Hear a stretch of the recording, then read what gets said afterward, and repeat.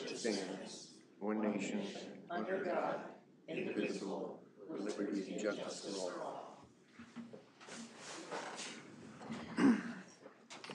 Okay, the first item on the agenda is approval of the regular agenda. We have some additions and amendments, so. Yes, Mr. Mayor, could we remove number 8? Number 8 is the Wold Police Station update. Yep. John McNamara fell ill, but he will be able to be here at the next meeting to give that update. Okay, and then I was advised by the planning director that we need to switch items 9 and 10 around. We need to have the sanitary sewer feasibility study presentation first before the comp plan study, because they both go hand in hand. And instead of holding the resolutions back where we usually have resolutions, I'd like to bring those resolutions up at the end of each public hearing that we're gonna discuss tonight. So, resolution or ordinance. So, so for the 2024, we'll have a resolution, and then for the tax abatement, we'll have a resolution. Okay, Rick made a motion. Bruce made a second. Any other discussion? Hearing none, all in favor say aye. Aye. Opposed, motion carries. All right, next item is the consent agenda. You have the items listed there. Does anybody want to pull anything or address anything? I see that we had an amendment, kind of a explanation of the large assembly on Easter that came after the fact. Is there anything else? Otherwise, I take a motion to approve. So moved? Is there a second? Second. There's been a motion made by Maggie, seconded by Bruce. Any other discussion? Hearing none, all in favor signify by saying aye. Aye. Opposed, motion carries. Now, the public is invited to be heard on matters not on the agenda. So if you're here for any of the public hearings, this is separate. So if somebody wants to address the council for anything that's not on the agenda, you can come up to the podium, state your name and address, and you're limited to 5 minutes to address the council.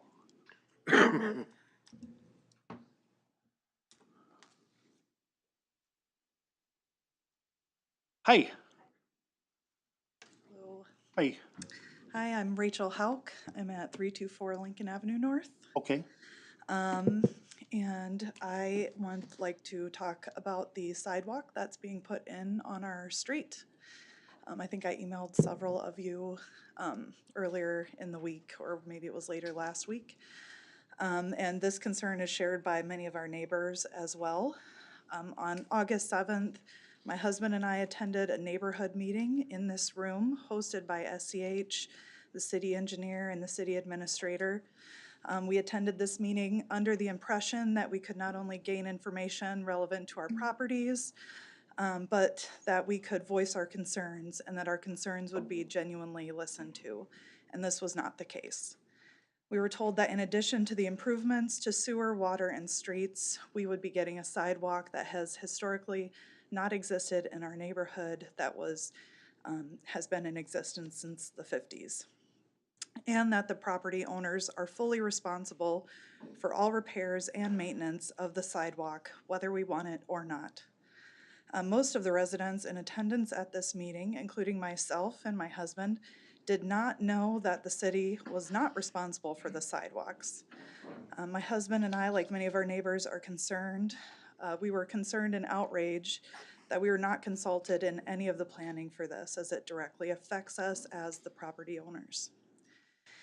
In fact, we were told repeatedly that we did not own this portion of our property, and that's the wording that they use, that we did not own it, that it belonged to the city, and that the city could do whatever they deemed necessary.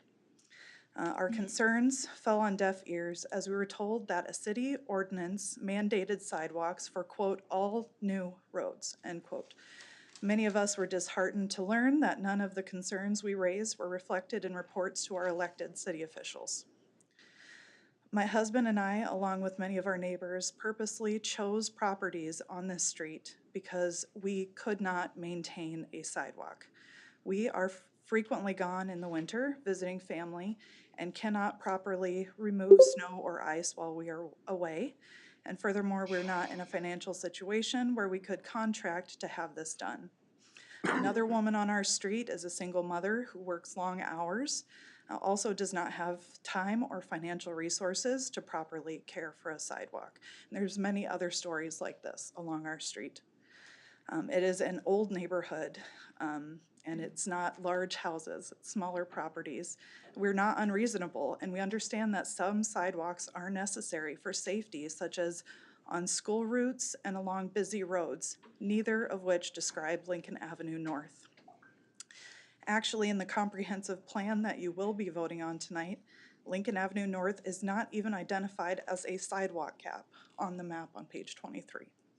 So you'll see in that map, the northernmost end of our street does not connect to any major road, does not connect to any school walkway, does not connect to any trail or anything like that.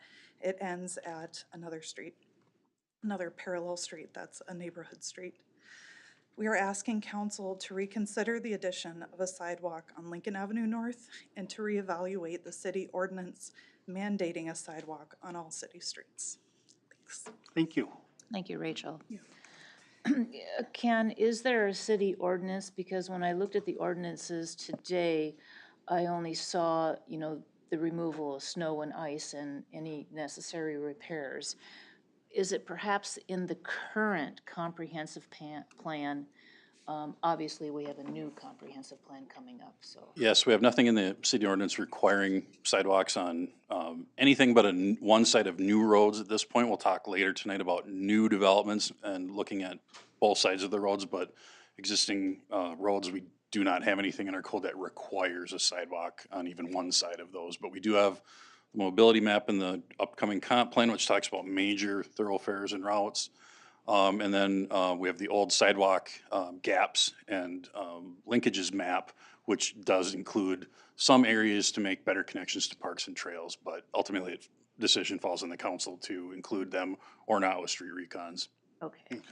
So then in regards to Lincoln Avenue itself, is that considered a major thoroughfare? Or I understand that there's a lot of language in our, perhaps our new comp plan and a survey that was done to make New Prague more walkability. Right. Thus the need for sidewalks. Correct. Not only for the walkability, but for all the safety issues of children walking and bike riding, as well as any pedestrian. So any possibility of making an exception that would make sense. I know that we've got the 2025 street project plan approval coming up here, and we need to go out to bid, so that would be a major consideration for the bid. Yeah, obviously, within the new comp plan, we have consideration for basically complete streets that would require looking at everything from automobile traffic to walking to biking to other modes of transportation. So that is what is in the new comp plan. So basically, we will look at it with any new street reconstruction work or any new street and determine at that point if it's area that should have that. But I can tell you that in that gaps map, no, I don't believe Lincoln is included in one of the required areas for a sidewalk. Okay, thank you for that. Mm-hmm. Is there anybody else here that wants to speak about a sidewalk on Lincoln Avenue in particular? I appreciate your voice, I do. And I haven't been personally contacted. I don't know if anyone else on council has been contacted about the sidewalks in the 2025 street project. I know that there was that meeting in August to talk about the plan. So just kind of opening it up if there's any additional comment.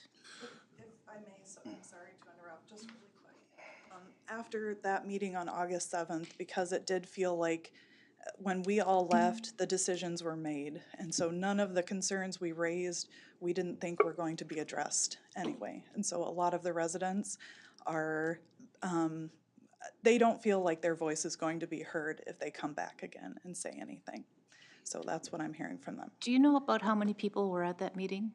I didn't count, but I know from the Get a reports, sense. I think that SEH gave about a quarter of our neighborhood showed up, and it was full. I mean, we had standing room in the back. Actually, it was more full than it is tonight, I feel like, so there was quite a few of us there. Was that the neighborhood meeting or the public hearing? That was the neighborhood meeting, so. Yeah, so August 7th, we held a public hearing, me and Chris did.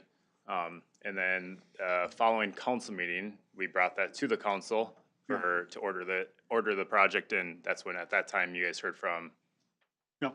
10 residents, concerns about sidewalks, trees, assessments, stuff like that. And then at that time is when you guys ordered the project to move forward. We did talk about it at that time, and I'm not sure if you weren't here then at that time. August 7th. Wasn't there a petition with 20-some names that was presented? That's part of the, Okay.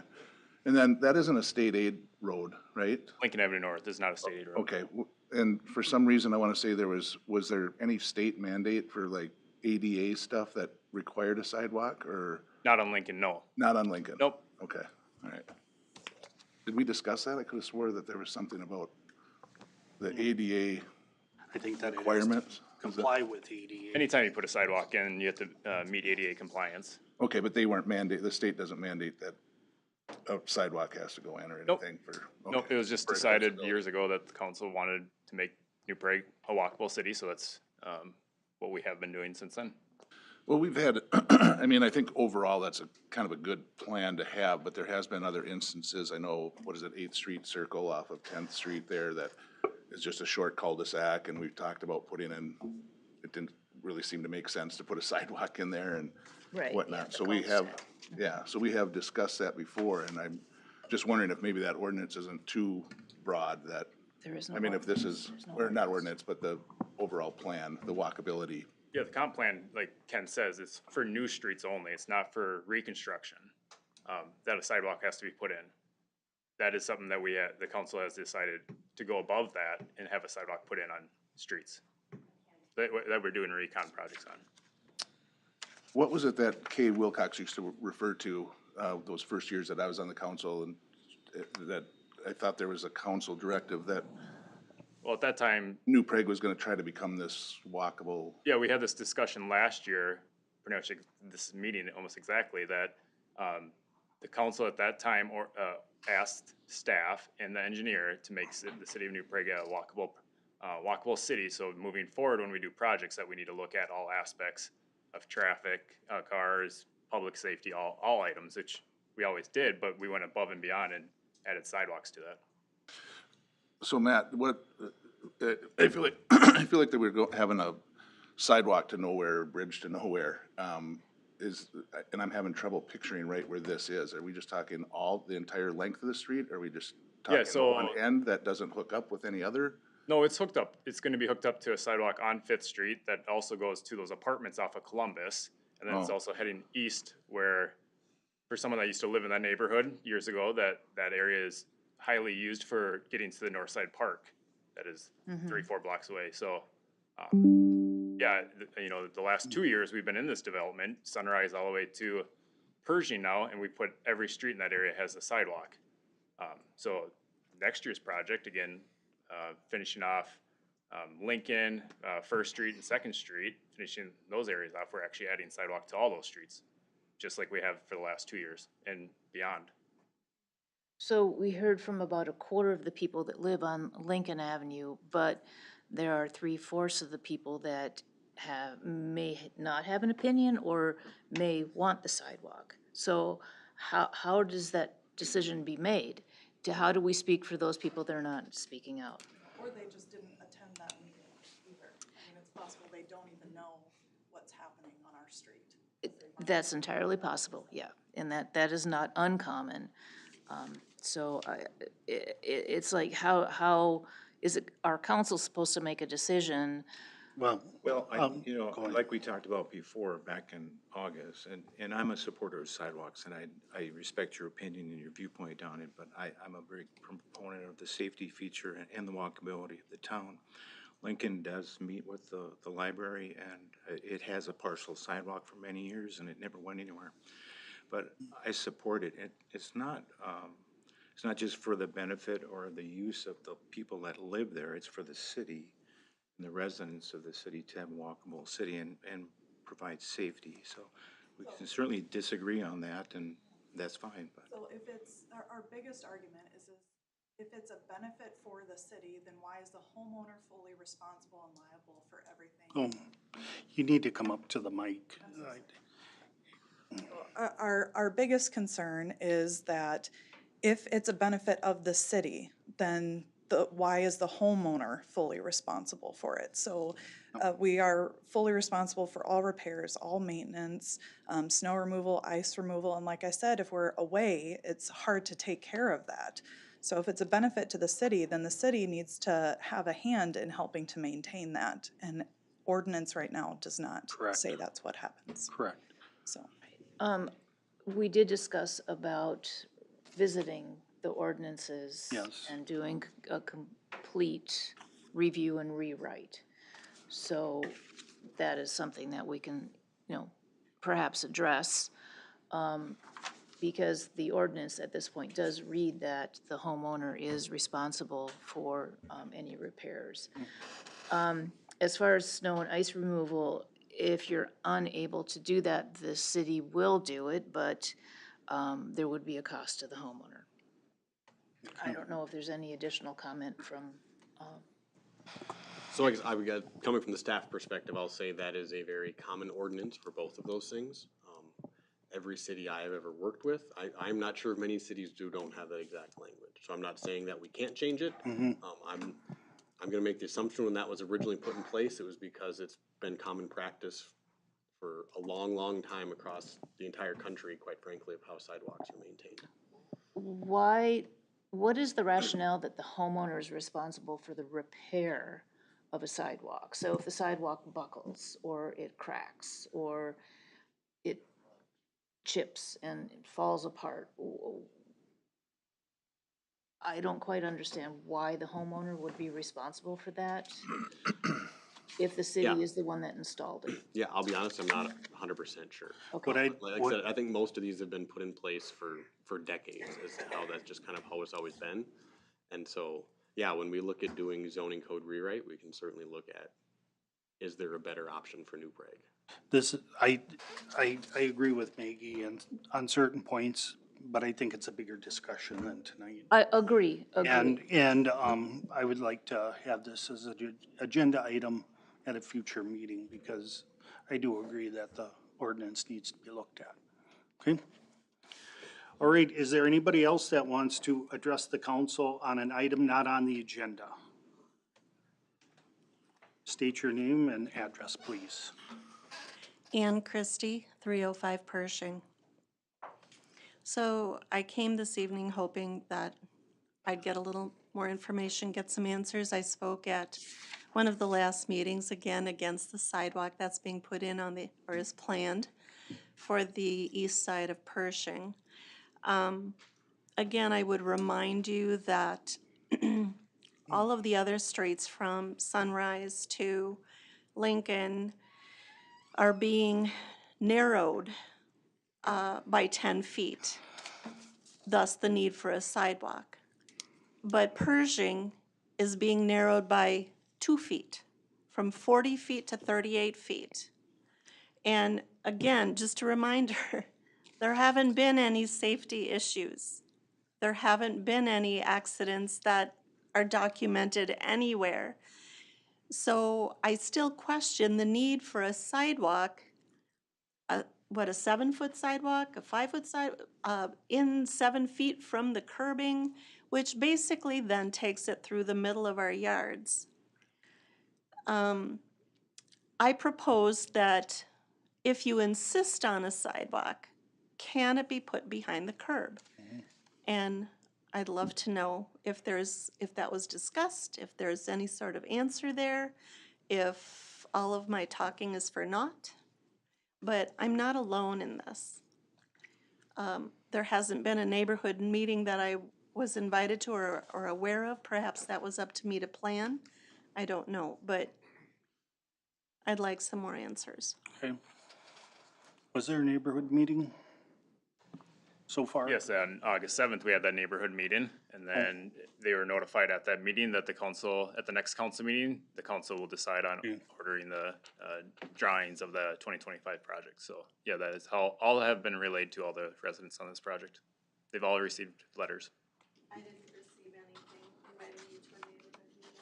I can look your address up just to make sure that you're receiving letters. Right.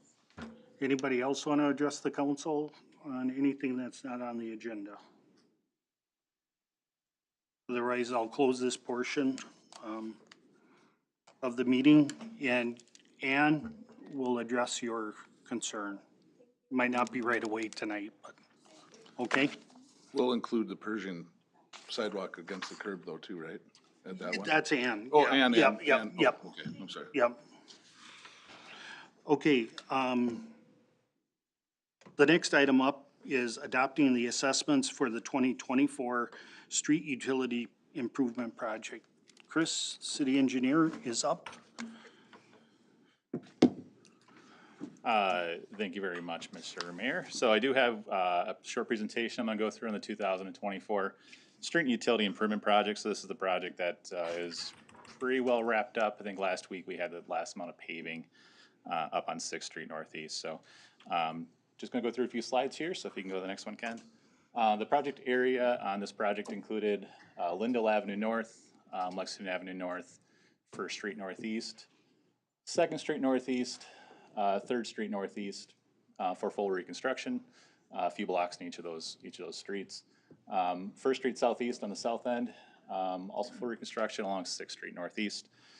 On the north block of Sunset Avenue North, there was a water main replacement, sanitary sewer replacement, and then repaving of the street. So we added sidewalk to that block, and then one block of 2nd Street Northeast. On the far south end, we also did more sidewalk extension over by Hy-Vee on 1st Street Southeast as well. Move forward through here. So improvements included replacement of sanitary sewer services, water main, water services, storm sewer. The full street section, our street section in town is 3 feet deep, 4 inches of blacktop, 8 inches of gravel, and 2 feet of sand. Missed Sunset on this one, but Sunset Avenue North just had replacement of the pavement and some gravel. So we can keep moving through here. If you're here for the assessment hearing, you would have received a letter like this in the mail. Basically says this is what our proposed assessment amount is going to be for your property. Keep going through here. So I'm going to go through some of the project costs in this one. Total construction was $4,117,201. That's broken down with street accounting for just short of $2.3 million. Storm sewer, $456,000. Sanitary sewer, $641,000. And then water main at $720,000 with project-related costs, which includes engineering, testing, and all those associated costs at $693,000, just short of 17% of the total construction cost. For a total project cost of $4,810,481. The project funding on this improvement came from a handful of sources. General levy, which is coming from your property taxes, user fees for sewer utility fund, water utility fund, storm utility fund, assessments to the benefiting properties, and then some municipal state aid funding from MnDOT on Lexington Avenue North. The funding is split into, just generally in these two sources, neighborhood contribution, which would be assessments, $1,239,220, about 25% of the project, 26% of the project or so. Citywide contribution, which is going to be basically everything but the assessments, that's state aid, general levy, user fees, 74% of the project, $3,571,261, again amounting to that $4.8 million overall cost. So as part of the project, we are proposing to assess the properties along the way for their benefit. This is allowed through Minnesota Statute 429. This is something the city has done on every street and utility project over the years. It grants the city the ability to assess the benefit to the properties. We do have a minimum 20% that we have to meet, and that's the bonded cost. On this one, we're hitting 25.8% of the total project cost, so we're well above the minimum for the bonding. As far as how we determine the assessments for the project, we do the street assessments on a unit basis, so everyone gets treated the same. So internal inside lots are considered one unit for residential properties. Corner properties, we look at each side and look at each of those individually. So if, it might be half a unit on one side, half a unit on the other side, making for a full unit. We do not necessarily look at the individual improvements, so the size of the driveway, whether it has sidewalk, whether it has 34-foot street or 38-foot street, the assessment is all the same. We do this as a fixed rate versus just a project to project. So we do estimate the assessment during the feasibility stage, typically the fall before the construction occurs, and that's used as a top end rate. So if project costs come in low, we often can reduce those rates to as needed, but we do not increase it if the project costs come in high. This is our assessment policy review on this map here. So I kind of mentioned this before, but this shows a full reconstruction in the shaded gray and a mill and overlay potential type of improvement on the diagonal hatching.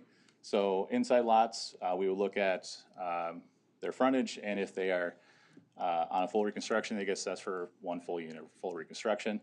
If they are on a corner, we would look at each side. So full reconstruction on one side would be considered a half unit. If it was a mill and overlay on the other side, it'd be considered a half unit mill and overlay.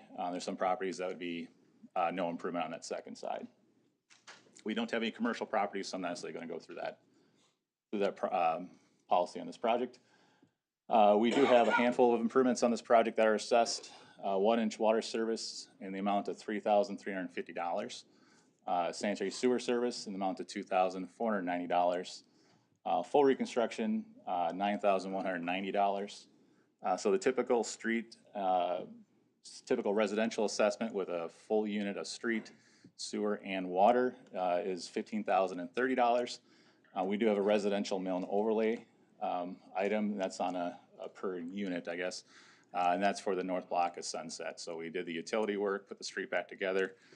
We assessed that as a mill and overlay because that project was assessed 20 years ago or so when a different utility improvement occurred. So this does match the rates for the 2022 and 2023 projects, so we have not increased the rates from 2022.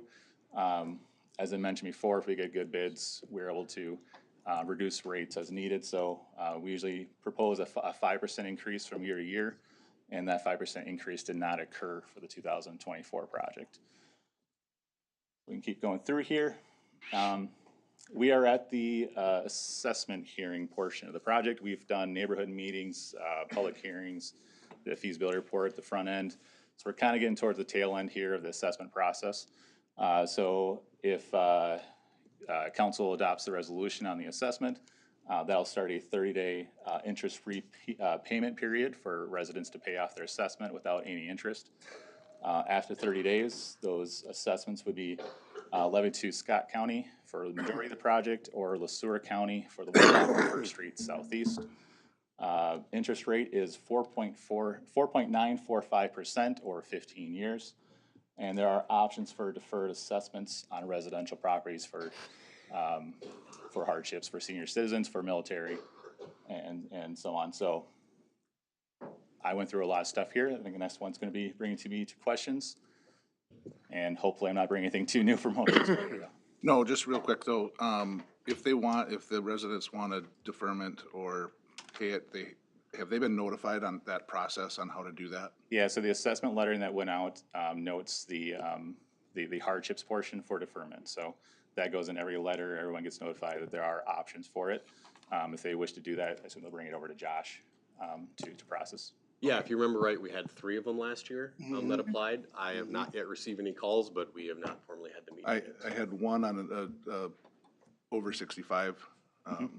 Yeah, if you just wanna let them get ahold of me, we can get them through that process. Okay, and then one that wanted to pay it off completely, and I couldn't recall what the time frame was. But they didn't recall that they received a letter that said you have 30 days or once it's approved, will a letter go out saying you can pay the entire assessment at once? So we'll do 2 letters. The first letter is just the notification of the pending assessment and the invitation to tonight's meeting. Right. And that's got that information as far as being able to pay it off within 30 days, the same. That with was in the permits. letter. Okay, That I was in didn't that see it, letter, but yep, and then we'll send out that same letter after council accepts the resolution of basically this is the final assessment, so it's more of a reminder for people. And do they have to go to the county or can they pay the city? So they have until November 20th to come to the city. I have talked to probably 5 people already who are interested in that. They just need to come to City Hall, and make that payment, and we will basically make note of it, so they have to pay at least $500, but they can pay any amount over $500. And so they can pay for half or a quarter or full, that'd be up to them. Okay. And then we'll just levy to the county, whatever portion remains unpaid come, November 21st. Okay. Yeah, so if anybody wants to pay their assessment and they do not do it prior to November 20th, it's gonna be levied to the respective county. And then after January 1, they can pay off the assessment as well, but, you're basically, your interest rates, you're gonna get the full year's interest, I guess, once you hit January 1. Okay, any other questions of the council before I open it up to public hearing? Okay, if you want to address the council about the assessment, and here's the public hearing, you have 3 minutes to speak to the council, and maybe you'll bring up a question and we'll try to answer that question in regards to what your need is. But does anybody want to come up and address the council? I open the public hearing now. Come on up. Just state your name and address, please. Nancy Viscutchel, 807 3rd Street. I just have a question. Where did they come up with the 4.945 interest rate? I will let the city administrator explain that. He's a little bit better at it. Because 15 years with this amount, you're paying like an extra $6,000 if I did my math correctly. So I was just curious where you come up with that. So the city policy for interest rates on assessments is 1.5% over what the city is paying for interest. And the city is paying 3.445% on our bond for this. And so off the policy, we set that interest rate at 1.5% above that. Okay. I just wonder for future things, is there a cap that you're gonna, cause $15,000 for one house, each house, that's a lot of money. If there's ever gonna be a cap on what you can charge people for stuff like sidewalks they don't want and stuff like that. So that's all I had to ask. Okay, thank you. Anybody else want to address the council? Going once? Oh, go ahead. Come on up. State your name and address, please. My name is Nicole Pardon. I live on 112 Lexington. So say I don't have $15,000, how do you guys get the money? Does it go into my mortgage payment? Like, how does the county come and get it? Taxes. And It it'll gets, just it gets increase added your on. mortgage payment? What's that? Does it increase your monthly mortgage payment by property tax? And Scott County will handle that?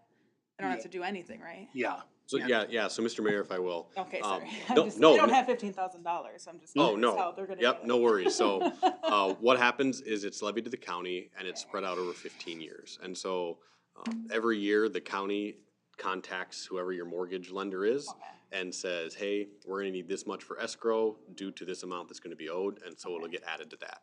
And can you like decide 5 years, 10 years, 15 years? So it's automatically set at 15 years, but at any point, after November 20th, you'll have to go to the county. But if so if you're on Scott County side, at any point, you can go to the county and pay off any portion so if you're like, hey.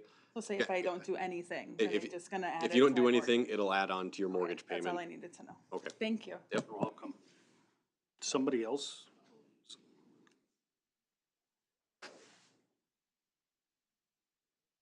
Hi. Bruce Meyer, 317 Lindale. Yeah.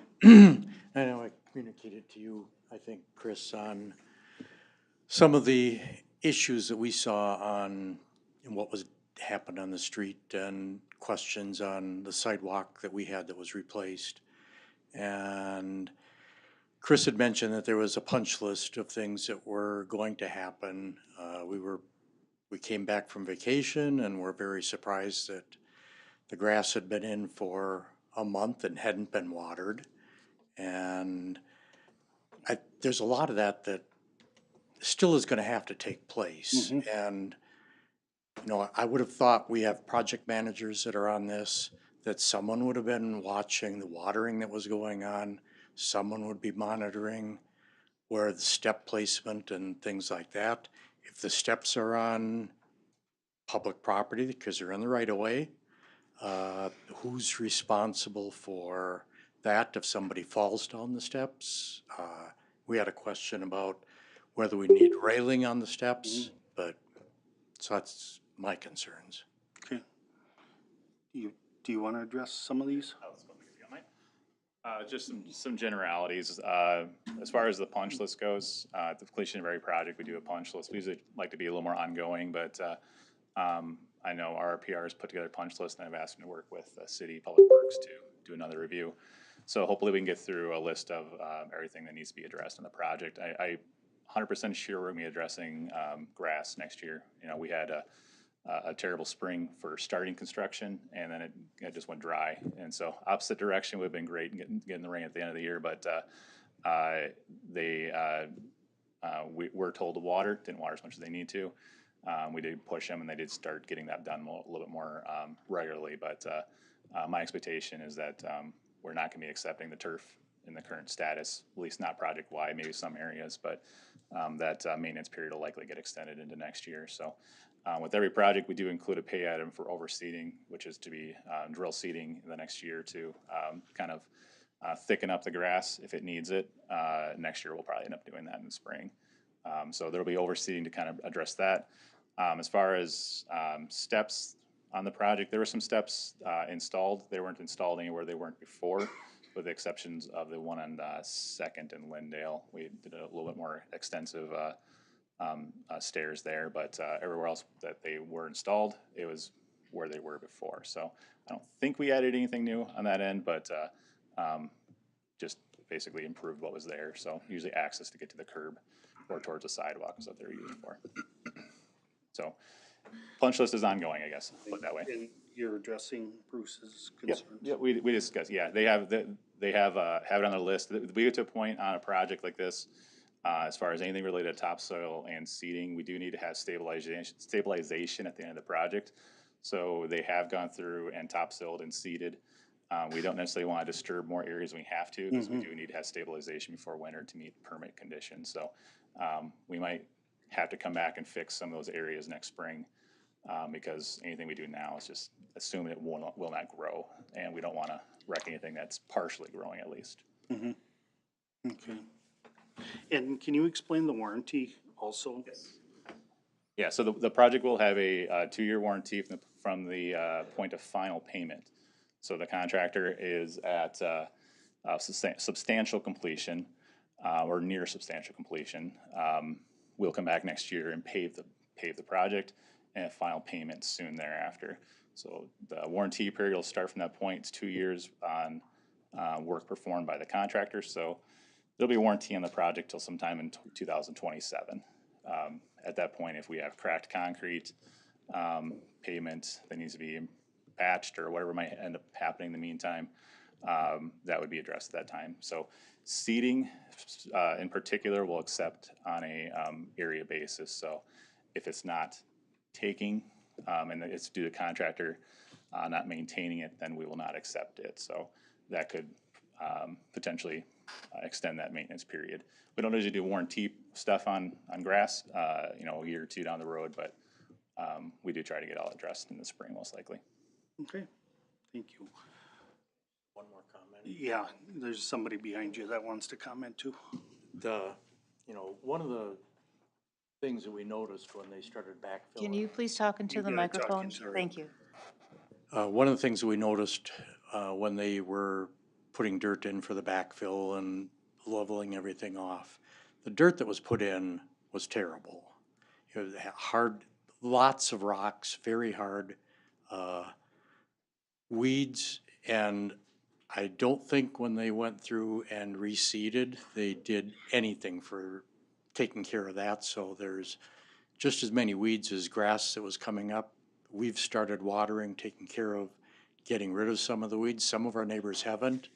And so you go down the street and from one house to the next, in some cases where they've been watering almost from day one, it looks very nice. Other people that thought the contractor was gonna take care of it, doesn't look so nice. Okay, Thank you. thank you. Yes, sir. Hey, my name is Jeff Patch. I live at 206 Lexington Avenue, Okay. and mine is about the same thing, but they never seed mine Okay, because someone else didn't want theirs seeded. So they skipped me, and then I was texting whoever on the reply of what they sent to your email. So I replied that they never seeded my lawn. And the same thing, it's got rocks and clumps of dirt. And so they said they seeded it, but from my eyes, there was no doesn't seed. look like it. Okay, And now I just want to make that clear that they didn't do their job. good to know. Thanks. Anybody else want to address the council? Yep, come up, Mary. Your name and address, please. Mary Sokup, I live at 702 Pershing. I'm on the corner of 6th Street Northeast. Yep. They just finished that up. They did the seeding last Friday, but again, we didn't have any come and water it. So I've got seed all over my yard, of course, but we were wondering if they're gonna show up this year to water at all, if it's our responsibility. Because right now, I really don't have a lot of faith in the construction company, as Matt knows. I'm the one that had an issue with my basement that I'm still fighting for. I spent over $7,000 fixing my basement, trying to get BCM or their insurance to come and fix it. We're still working on it. Matt has been helping me with that. But I'm being assessed over $10,000. But right now, I'm still paying out money out of my pocket to fix my basement because of them. So I don't have much faith in the construction company. Just wanted to make it known. Oh, So, I appreciate that. Thank you. Anybody else want to speak to the council? Otherwise, I take a motion to close this public hearing. So moved. Second? I'll second. Okay, there's been a motion by Rick, seconded by Sean. All in favor, say aye. Aye. Opposed, motion carries. Okay, all the concerns that came up, we will look into them and address them. Matt or the city engineer will. If there are any other concerns that you didn't think of that come up, contact Matt Brinda, our Public Works Director, and he'll get on it. There is a motion or a resolution in front of everybody, kind of,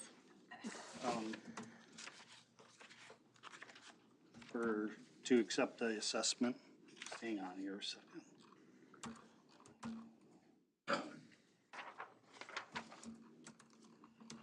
Josh, that last lady that got up there, write her name down so I can get it from you. Yes. It's resolution 2410-2101. Yes, sir. Yep. That's what it is. Make a So, motion for approval of resolution 2410-2101. 2024 street and utility improvement project adopting assessment. okay, there's been a motion made to adopt the resolution. Is there a second? I'll second. There's been a motion made by Bruce, seconded by Maggie. Any other discussion or questions? Otherwise, in favor, all in favor, say aye. Aye. Aye. Opposed, motion carries. Thank you, everybody. The next item up on the agenda is, the tax abatement for an Ebert 54-unit apartment building. Josh, you're gonna start it off?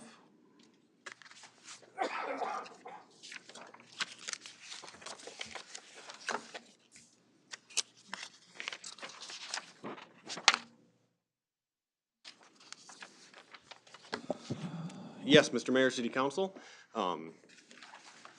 Tonight, as you know, we've been talking about this for a little while, is our formal public hearing for the tax abatement request from Ebert Construction. Just as some details on the project, this is for an opposed apartment building just south of Walgreens on a roughly 1.6 acre lot. This lot is currently zoned for high-density residential housing, which is what this project would be. Generally, this overall project is looking at 54 units, and before you use the current breakdown, 12 units are looking at alcove and or studio, 23 units of 1 bedroom, 8 units of 1 bedroom plus a den, and then 11 units of 2 bedroom. Generally for this project, rents, as the developer has shared with us, will be ranging anywhere from $1,200 to $1,800. And currently, all public utilities do exist already in the ground, so there's no need to add further public utilities. The formal request from the developer is for a 66% property tax abatement over 15 years, tiered. So the first 5 years, we'll be looking at 100% tax abatement of incremental taxes, so taxes above what they are today. The next 5 years would be for 66% abatement, and then the last 5 years would be for 33% abatement. Overall, this averages a 66%. There is no other assistance that is being requested. So just real quick as we kind of dive into it, what is tax abatement? I know there has been a lot of talk these past few weeks, especially. I've been asked a lot of questions, staff's been asked a lot of questions. So I want to run through this to make sure that everybody is kind of on the same page and is aware of tax abatement. So tax abatement is a tool that is used for local governments that allows them to forego property taxes on a certain property for a specific period of time. Tax abatement is commonly used by local governments to address needs within the community that are not otherwise being met, though the state of Minnesota does allow them to be used at any time for any purpose. Tax abatement is collecting the tax from a property owner and then remitting that tax back to them. Tax abatement is not collecting is not taking taxes collected from other property owners to give to a property owner or developer. So as an example of what tax abatement is, if this project were completed back in 2021 with the requested approved abatement, all else being equal, kind of what would that look like for the city? In 2024, we levied $4,824,628. Were this project existing, or let's say coming onto the tax rolls, the tax collection of this proposed project would be the $593 that it is current existing tax value, plus the estimated $31,856 that would be collected due to the improvement. We would then abate back to the developer after we are paid the $31,856, basically equaling a zero levy adjustment at the end of the day for the city. In this case, the tax abatement would allow a property owner to forego paying a portion of their property taxes for a set period of time. Without the abatement, the developer is stating the project would not happen. Therefore, if there is no project, there would be no property taxes to collect, other than the $593 that is currently existing. The tax impact on the city is the same whether the project happens with an abatement or whether the project does not happen because no abatement took place. So then why should the city abate the tax? As I stated earlier, tax abatement is commonly used by governments to address needs that are otherwise not being met. Along those same lines, Scott County did sponsored a study by Maxfield to show, kind of look at housing across the entire county, including the entirety of New Prague. And over the next 16 years, that study does show that there is a drastic need for apartments in excess of 655 units by their estimate over the next 16 years, as well as a backlog of need that has not been addressed. The EDA currently does business retention and expansion visits and is trying to meet with every possible business that we can to see how we are meeting their needs and if we can. A very common comment that we get is that finding new local employees is very difficult, in large part due to housing. There have been no new market rate apartments built in New Prague over the last 30 years. And in that same time, the population of New Prague has doubled from just over 4,000 up to 8,000 people. And by foregoing a full collection of tax for 15 years, the city is able to have a need addressed with Ebert Apartments. So why are new apartments needed? As I stated, the city population has doubled since the last market rate apartments were built in the 1990s. Apartments are part of a healthy housing system that provides a mix of housing types for people at various stages. These could be young professionals who are not yet ready to buy a house, retirees who are looking to maybe get out of their house, new residents to New Prague who want to buy a house but they're not quite, haven't found one yet. Could be single parents looking to get back on their feet. I know a lot of people who just don't want to have to maintain a home or yard, or people who are not able to afford a down payment but are able to make rent payments. New apartments also act, as I said, for housing for new employees as they're coming to New Prague and they may have not yet settled in and able to find that more permanent, or shouldn't say more permanent, but single family housing if that's what they're looking for. So why aren't other cities doing this? They in fact are. The City of Jordan recently approved a 72-unit apartment building for a 12.5-year abatement for over $1 million. And the City of Farmington approved a 74-unit building over a 20-year TIF, which is similar to tax abatement, at $1.75 million. More and more cities are looking at how they can address the housing needs within their own city, and tax abatement is one of those tools that local governments have that they can help address that need. So if the city were to do this, does it give up all of its benefits for the next 15 years? It does not. Housing benefits both the city as an organization from a tax-based standpoint, as well as the city as an organism when you look at the needs of various businesses and their employees. With this, the tax base will grow and will eventually be fully collected in time.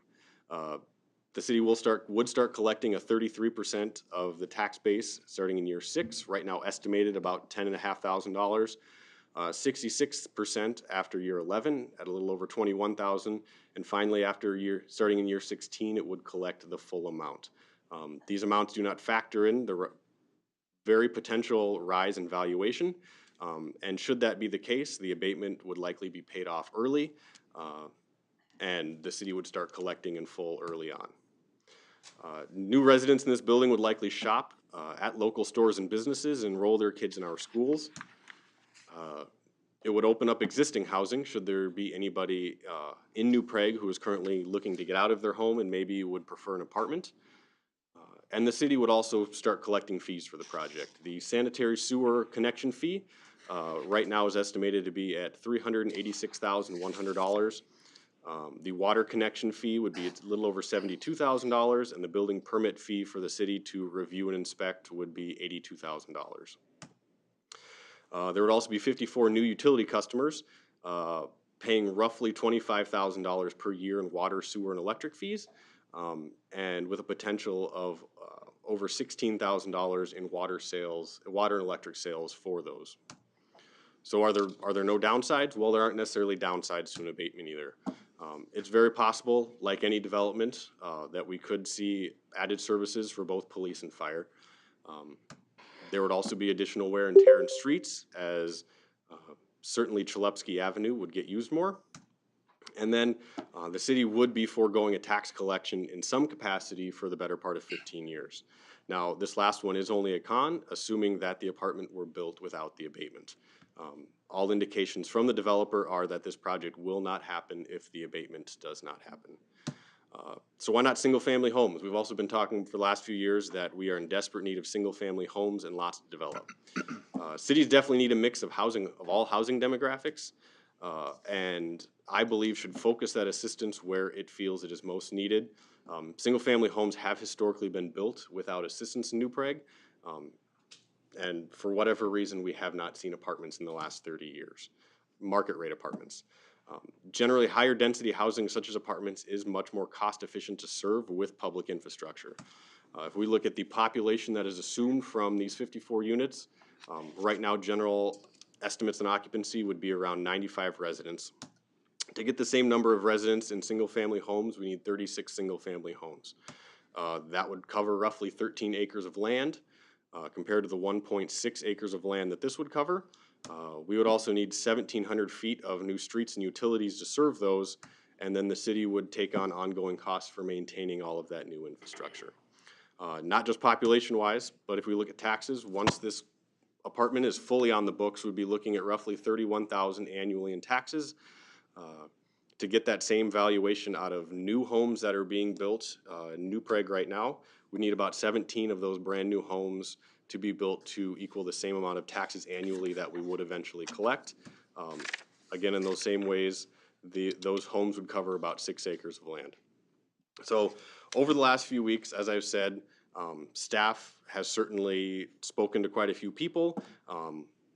Both Ken Ondich and I have attended a few public hearings, and we've heard a lot of various comments from people. And so I'd like to kind of talk to some of those real quickly here, just so hopefully I can answer some questions before we dive into the formal public hearing. Does the city of New Prague have enough demand to support these apartments? As I stated, population has since doubled since the last time market rate apartments were built, and a recent study by Maxfield showed that we would need 655 additional units in New Prague, covering a mix of market rate, senior, and subsidized housing. This is coupled with field research done by Ebert Construction. They've stated to us they wouldn't be willing to invest $13 million if they did not believe they could fill the apartment to be able to make that investment worth it. We've also heard that New Prague doesn't want to necessarily become a community with apartments everywhere. I certainly agree with that. That is why this apartment is going into an area of town that is currently zoned for high residential use. Back in 2022, the city council approved a zone change for this property to put apartments there. This is really the only use that can go in that area at this point. I've also heard that the project will cost too much and they'll never be able to cash flow it. The people who are investing in these projects have done this much more extensively throughout their careers. They would be the investment bankers, the people that have the $13 million to put forward for it. So I guess generally they're the ones that are deciding if they can cash flow and it is worth investing their money into. And while this is an assumption I'm making, I'm assuming if the project was deemed too risky, they would look elsewhere. I've also heard that these project rents are way too high and that no one will pay that price. For 2022, the project rents aren't really crazy. They're looking at $1,200 to $1,800, and while that is certainly higher than rents were even 10 years ago, that is currently where they're at. If rents in New Prague aren't currently that high, it's possible that it's just we haven't had new apartments since the 90s, and new apartments could possibly pull that. Again, that would be some of the research that Ebert Construction has done when they're looking at cash flowing this project. I've heard that there's no way this doesn't affect taxpayers. The money to abate the taxes has to come from somewhere. As we've already discussed, the money to abate taxes comes from the property owner of the project. They will pay their taxes in full, and the property will abate the agreed portion back to them up to a total maximum amount. No taxes abated to a property owner will come from anywhere other than the taxes paid by that property owner. And I've heard that no other residents get a rebate on their taxes. As I stated, tax abatement is a tool that is provided to local governments to allow them to incentivize their projects. In this case, as part of a healthy housing system, the city is in need of additional apartments which haven't been built in 30 years. I've heard if a developer isn't paying their taxes, the burden is shifted to every other taxpayer. And as we've seen, the abatement is paid for by the developer. Without abating the taxes, all indications are the project won't happen. So with the abatement, the city receives less than full property taxes for a short period of time, but does receive other benefits. Without the abatement, all indications are the city would receive nothing. Once the abatement is paid by the agreement, the city will have the apartments, the ancillary benefits, and the additional tax base. I've heard the county opted not to participate in the abatement, and the developers total requested amount went down. They clearly don't need the abatement. So we spoke with the developer after the county decided not to participate.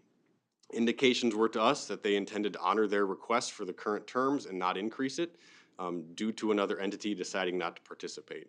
That being said, the developer said they will likely have to look into potential cost-saving measures within the project that they were not originally intending, but that they would keep their current abatement request. Tax abatements, we've heard the tax abatement should only be for small businesses bringing new jobs to town.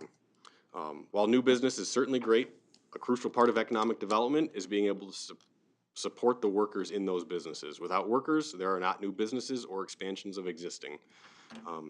In addition to the many things people would like in their communities, such as stores, parks, and schools, workers also need a place to live, and not everyone wants to or is able to live in single-family housing. Supporting housing is another tool of economic development. We have heard that they have clearly already started the project. Either A, they're planning on going forward without whether the abatement happens or not, or that this is already approved behind closed doors. So the current property owner, not the developer, submitted a grading permit back in August of 2024 to address existing soil issues. We were told this was done with the desire to develop the land now or in the future. The property owner knew that these soil corrections had to take place. The property owner opted to begin making these soil corrections so that they were taken care of whenever the property would develop. This is the same grading permit that anyone within town would be able to apply for.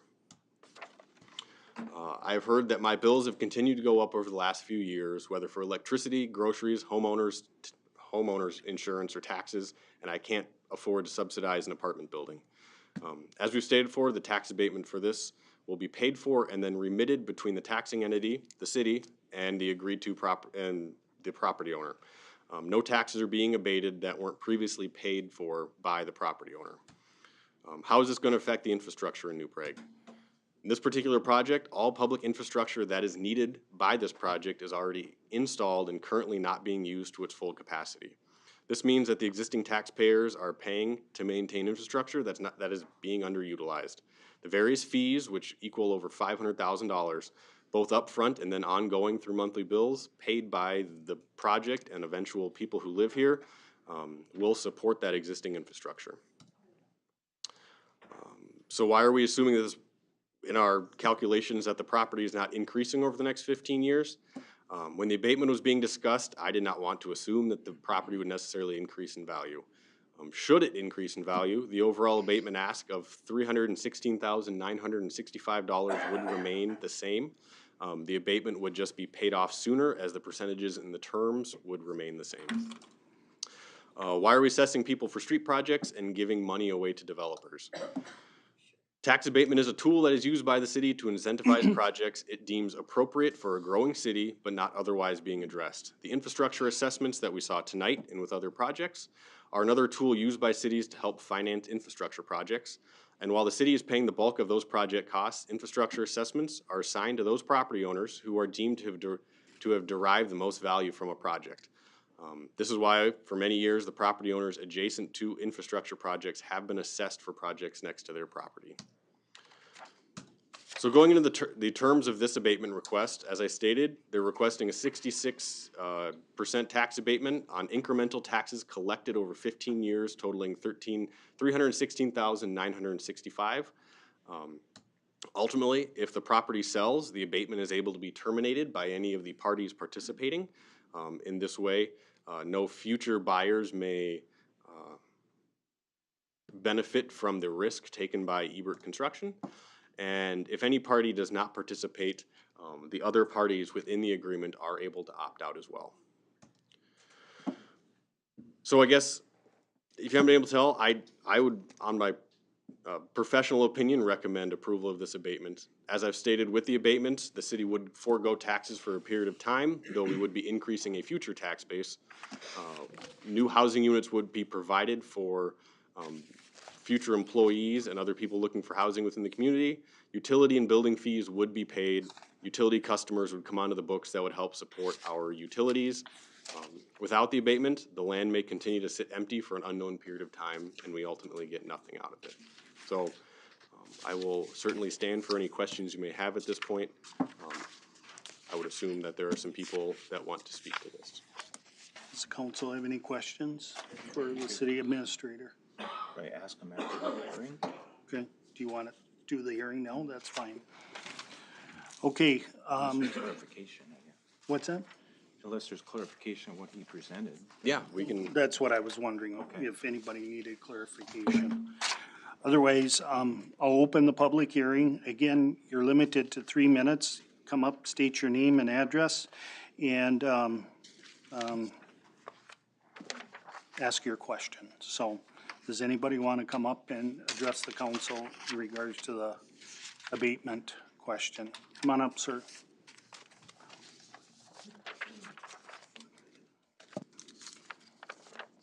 Evening, Mayor, Council. My name is John Baker. I live at 603 Chalupski, and I am here in favor of the abatement. I look at it as a treasury bond where it has a short duration, and it's going to yield a large value to the city in the long run. Now, this perceived value is both in the form of economic and through actual monetary value. Yeah, so I just think you should approve this project. Okay. Approve this abatement. Thank you. All right, anybody else want to come up and address the council? Anybody else? Come on up, ma'am. State your name and Hi. address, please. My name is Katie Betcher, and I'm with K. Witt Construction, and I also sit on the Chamber Board of Directors. So tonight, I just want to speak on behalf of the Chamber Board. We would like to express our support for upcoming abatement discussions both today and on November 4th. We believe that the development in New Prague is an important step in fostering growth and improving our community. The New Prague Chamber strongly supports both housing development projects in New Prague for a variety of reasons. Our businesses depend on accessible housing options for their employees, including those working in the school district, at our larger corporations, and in smaller local businesses. We are fortunate to have businesses within our community ready to support this growth. Development is crucial not only for sustaining our economy, but also for ensuring our community continues to thrive. Expanding our infrastructure will allow us to attract new businesses and foster continued success in New Prague. We believe that fostering growth in our community benefits everyone, and we encourage forward-thinking initiatives that can help achieve this goal. We believe the city should feel the same. Thank you for the information tonight, Josh. That was very helpful, and if we could just make this more available to the general public, I think that would help going forward. Clear communication about how abatements work and the long-term benefits to our community would help prevent the misunderstandings and will garner more public support for future development initiatives. We appreciate the council's ongoing efforts to guide the city's growth and development. It is important that the city and chamber share similar goals so that we can continue to collaborate in ensuring the prosperous future of New Prague. And then on behalf of K. Witt Construction, we would also like to say that we are supporting this tax abatement. We have lost a lot of good workers due to the not a lot of housing available in New Prague, especially younger workers who can't afford single-family housing. So thank you for your time, and we strongly support the tax abatement. Thank you. Anybody else want to address the, yes, sir. State your name and address. My name's Austin Revel, with 2FIC Tactical, 410 Main Street West. I'm here in support of the tax abatement.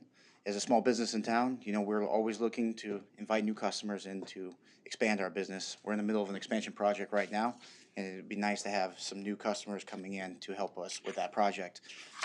Just kind of echoing what Josh said, you know, I sit on the EDA board, and we hear this at every BR&E visit, business retention and expansion. For those of you who don't know what that means, they always say at these business meetings that we need more housing, and it's something that I continually hear about.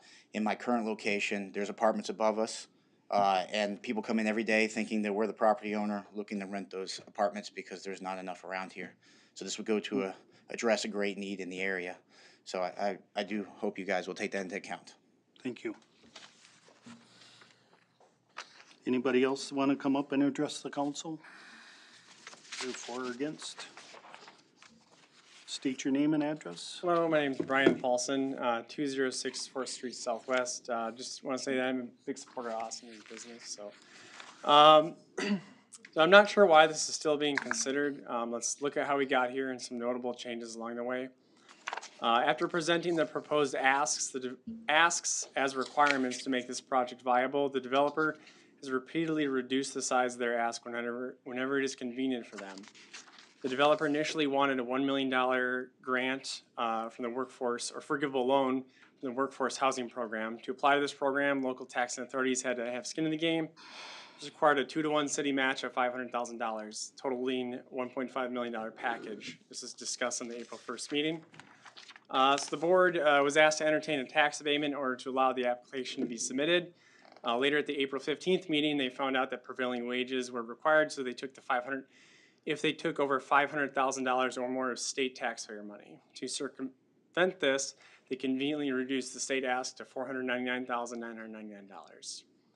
They also reduced the total shortfall ask to $1.2 million at this point. After the reduced state workforce housing program request couldn't fill their gap, their shortfall from the city alone.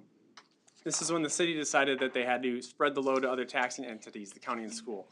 I pay for all 4 of these. This shows that the developer has a history of moving the goalposts for this project. On September 23rd, the state application was denied. At this point, the whole thing should have been stopped. We were told that this project won't happen unless the developer gets this money. Right after the application fell through, the developer's shortfall suddenly shrank to $810,000 from the county, city, and school. At the county commissioners meeting, they saw this as such a bad idea that the board didn't fail to pass a motion to approve this, but rather passed a motion to deny it 4-0 to 1, with 1 abstaining. We now have had the state decline their application and the county commissioners giving a hard no to this as well. This board should follow suit. I would like the council to address my concerns that the city will waive the hookup fees and other fees for this in lieu of the abatement failing. This developer needs to play by the same rules as all the other citizens play by. If you saw the presentation, it's $475,000.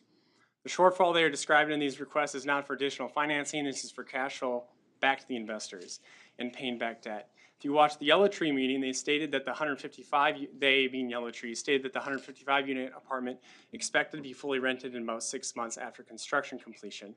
So there should be no cash flow if there's such a demand.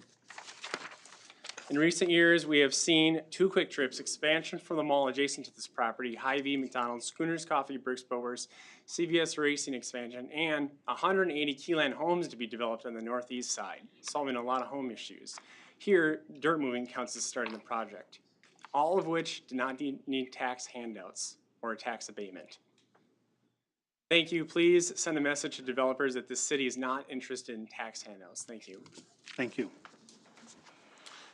Anybody else want to address the council? Go ahead.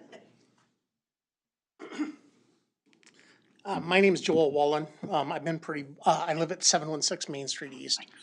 I've been pretty vocal about the tax abatement. In my letter to the editor, the newspaper last week, I included a quote from Mark Robin. He was formerly with the Tax Foundation. He's currently with Pew Charitable Trusts, which is a 501c3 that owns the Pew Research Center.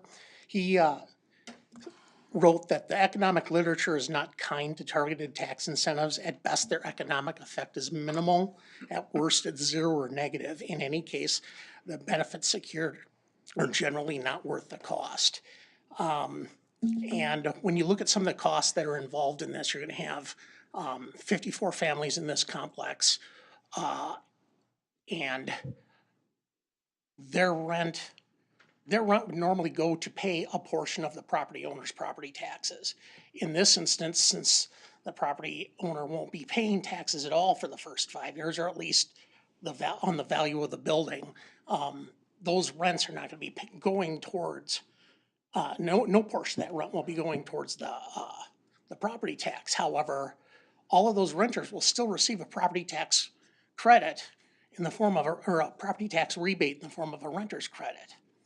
So every year you're going to see a cost there, and that doesn't include the additional costs that they're going to that are going to be incurred by the city resources that those residents will consume.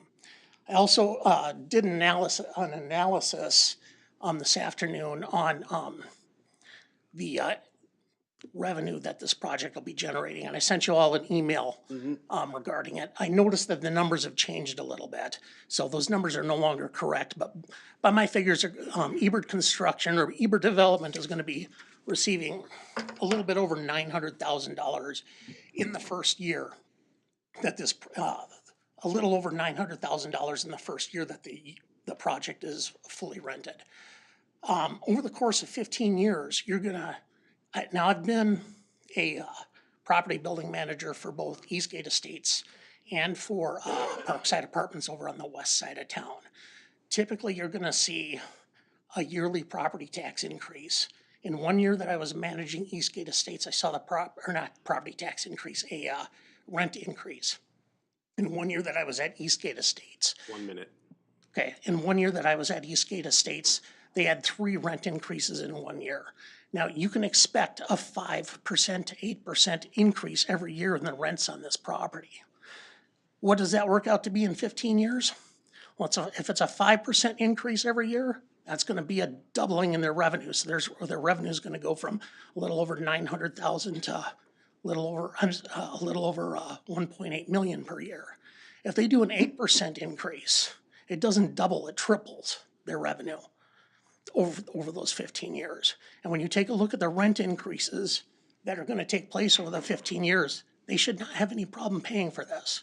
It might be they might have a little bit of trouble at the beginning, but over the course of 15 years, they're gonna more than make up for it. Those are my comments, thank you. Thank you. Anybody else want to address the council? State your name and address, please. Hello, my name's Selene Walton. I live at 311-84 151st Ave. And while I respect the naysayers of this abatement, what they don't understand is when talking to businesses during my workday, we are constantly hearing the challenges they have in running a successful business. While there are many, one is that they cannot employ or keep employees because of our lack of housing. This becomes a huge problem for the future community because a thriving community attracts businesses and investment, creating job opportunities, boosting the local economy, and help share the tax burden later down the road. A larger community offers a wider network of people to turn to for help, advice, or simply companionship. When a community grows, so does the feeling of connection among its members. People feel more invested in their surroundings and more likely to support local initiatives. The truth is, with the surrounding cities landlocked and unable to expand, New Prague is the next big city that can grow in a positive way. We want to encourage our city council to think forward and not stay stagnant. Over time, the hope is that the increased property values and revitalization of the area will lead to higher overall tax revenues for the city, and once the abatement period ends, this is a huge positive for our city. It will continue to encourage future development. Growing a community is a rewarding endeavor that benefits everyone involved. By fostering a sense of belonging, supporting one another, and investing in local initiatives, we can create a vibrant and thriving place to live. So I am asking you to please vote yes to growth, to change, and to a better New Prague. Thank you. Thank you. Anybody else want to address the council? This matter? Going once? Come on up. I'm Ben Bryant, 873 Hillside, local business here in town, and I know right now finding employees is really, really hard. Currently, I'm advertising in Prior Lake, Savage, Shakopee, and giving incentives to employees there to come down to New Prague because I can't find people here in town to work for me. And so definitely approve this abatement and the apartments coming in, just so we can help with that. Local businesses, and then just for employees as well as people to frequent our local businesses as well. Thank you. Anybody else? Anybody else going once? Going twice? I'll take a motion to end the public hearing. So moved. There's been a motion, is there a second? I'll second. Okay, there's a motion and a second. All in favor say aye. Aye. Aye. Opposed, motion carries. All right. Okay. So, does anybody have any questions or? I just want to make note that I did receive, and I think some of the council members did and didn't. We received, Mr. Wolin sent me a letter in opposition of the tax abatement. Then I received one from, let's see here, Holly Huffman, as far as, against the tax abatement. And then, also Sandra Teets, I received one against the tax abatement. Yes, and Mr. Mayor, I just want to note, we did, as staff, receive some that I've put in front of you. Yep. There is a letter of support for the abatement from Chart, a letter of support for the abatement from the New Prague area schools in terms of employees and employees needing housing within the community. There is a letter of support from Mayo Clinic. There's a letter of support from Mr. Bryant, who spoke this evening, and then also a letter of support from Warrenson and Goggins for additional housing in the community. Okay. All right, so those will be entered into the record also, just so people know. Does the council have any questions? Yes, go ahead, sir. Start. Yep, go ahead. A lot of material here, and thank you, Josh, for putting that together, and then some very good comments from people, so I just want to try to catch some of those and clarify some things. So it's kind of random, and I apologize for my questions being random like that, but a lot of times we do tax abatements more in the EDA, because I'm on the EDA. A lot of times it's more industrial, commercial properties we're dealing with, and it's quite often the focus on job creation or job holding back, and tax abatements were used for Chart for their major expansion. There was job requirements within that tax abatement. And unfortunately for Chart, they weren't able to succeed on some of those requirements, and the tax abatement didn't, they had to give it back basically. But it was great for us residents, for my taxes and everyone else's taxes, because they built the building and it became part of our tax capacity for the city and reduced my taxes because of it. So that's one of the benefits that Josh talked about, is the increase in tax capacity for the city. That is one of my focuses for the EDA, and not only the increase in tax capacity, but what we've been trying to do in the EDA is increase the pie where commercial and industrial pay. We have more of those taxpayers and less burden on the residential, so change the size of the pies. Apartment buildings aren't commercial and industrial, but they do have a higher classification of 1 1/4 versus residentials that are under 500 is only 1%. Industrial commercial is really a hot spot because they can pay almost 2 times the classification as smaller residential.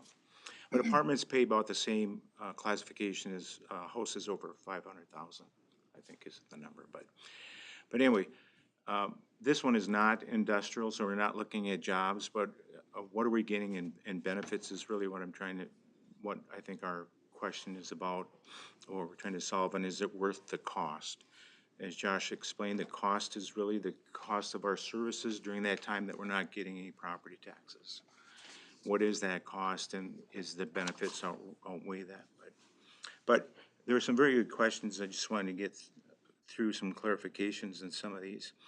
On the Chart deal, we're going to do this is assumed to have a same kind of an agreement or a similar agreement. And the agreement, I think, is that they're going to spend X amount of money to build the building, if I'm correct. With the reduction in what they're asking for, how does that affect what they're going to be putting into the building? You mentioned in your presentation that they're going to do something about changing costs or something. Yeah, so speaking with the developer, they didn't have any specifics when I spoke to them. They said they were going to try to make it work and hope that they wouldn't have to reduce costs, but they said they certainly might have to make cash flow numbers work. And they weren't very specific. Would it be removing balconies? Would it be using different countertops? I don't know, but that was kind of what we heard from the developer kind of over the last week. So is there anything in that that's gonna change what we expect the tax capacity contribution to be based on what they might cut back or do anything? Not that I'm aware of. So we're still gonna have an agreement that the number is gonna be about that? We still expect the valuation to be at least $6.1 million, if not potentially higher. I know the county staff has spoke to us since then and said that they're currently reevaluating apartment buildings across the county, but without having direct plans in front of them, they wouldn't know exactly what it's valued. But that 6.1 was their estimate from a number of months ago now. That agreement that we're having, does that have financial compliance in there? So if they really would perform much better financially, that the abatement, are we having any kind of compliance inspection? There is not. That was kind of the purpose of the step we'll down? call it the step down of understanding, kind of like Mr. Wallen stated, that as rent will naturally increase and that sort of thing, that the need is much greater at the beginning than it is at the end. Okay. And so that was kind of the purpose of putting the step down into it. So the compliance, the only compliance is that they build it and they spend that much money to contribute to have the valuation, yes. Valuation there.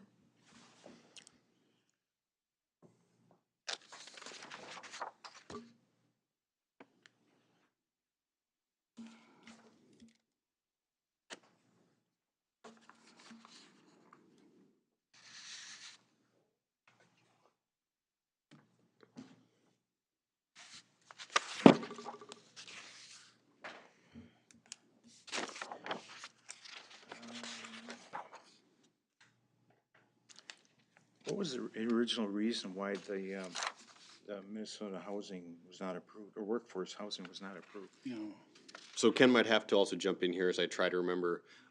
So from what we heard, I believe there were 37 applications that were submitted, and they only approved 25 of them. Some of the areas we were the technical applicant for this, but that the project didn't score well was that one, there were too many units to get max points. They put it on kind of a grid, and they awarded structures with less than 20 units the maximum amount of points, and so we got, I think, half points or 0 points in that particular grade. And you remember what the other one was? Yeah, the other one was, apparently we've received funding through MHFA program, related to and Bruce, you would know this being in the EDA, the Minnesota City Participation Program. And they took away all of our points because we participate in that, which is for a first-time home buyer, program for down payment assistance, unfortunately. So yeah, I believe we've gotten, well, hundreds of thousands of dollars from that program to help first-time home buyers within the city, but that counted against us for this project. And that has costed the city absolutely nothing to leverage those dollars, but did not help in the scoring for the MHFA workforce housing program. So this plan is structured as a not to exceed, so we'll never have to pay back more than the $316,000. Correct. Correct. So if the property increases in value more dramatically, then we'll just, the structure of it will be that it will be paid off sooner. Correct. Less than 15 years. Correct. Okay. And that's in the contract? Yes. Okay. I hate to add something, or if I could. No, the hearing's closed. It's the council discussion. Thank you.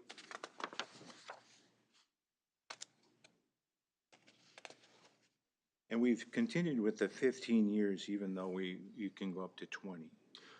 Yes, so with, and again, Michaela with Baker Tilly is here, and she can correct me if I'm wrong. I believe when you have more than one entity, 15 years is the cap, correct? I will let her come up, and she's correcting me now. Who's this? This is Michaela Hewitt with Baker Tilly. Thank you. Good evening, Mayor, members of the council. Question on term. If there are 3 taxing entities, the maximum number of years is 15. If you have 1 or 2 entities, you can go up to 20 years, but you need written denial from one of the other participants. So when this started as a structure of all three entities, we were focused on the 15-year maximum term. Thank you. Thank you. So, and maybe just go back there. We don't necessarily have to have a but-for approval of tax abatements, but this is kind of how I was approaching it. That's a but-for situation, but. That is correct. The state of Minnesota allows you to abate for really any reason or no reason, quite frankly. But we have been approaching this as a but-for, as we do not believe that we should necessarily just be handing out money if a developer doesn't need it. So then how do we explain or talk about that it was a but-for at $1.2 million and now we can still do it at 467? So the 1.2, as you know, was kind of coming at the beginning when we went through the initial discussions with the various county and the school board, as well as you all. We really got the feeling that there wasn't going to be support for that, and we shared that information with the developer. And for lack of a better term, they kind of went back to the drawing board and kind of came back to us and said, well, we think we could make this number work. And that's where we landed on the 800,000. As we all know, about a week ago, the county opted to not participate, and that is where Ken and I talked. It wasn't shortly thereafter with a developer, and they said they really had to look at things and kind of where we go from here. And we heard back from them, I guess, I believe it was Friday morning, that they were continuing to look at it, but that they wanted honored their terms of the original request, and they may have to make some adjustments to design, but they basically wanted to try to make it work. That's the answer we got. I think someone had a very good comment about Lee Stewart County. When we first started this, we did brainstorm about asking Lee Stewart County, because they're going to benefit from it, to see if they'd participate. But they've never done a tax abatement that I'm familiar with for any kind of housing. Or actually, I don't know if they've ever done a tax abatement in Lee Stewart County as a county. I'll say I believe they've done abatements. I don't know if they've done any housing ones. Okay. Probably more commonly industrial or commercial. Probably.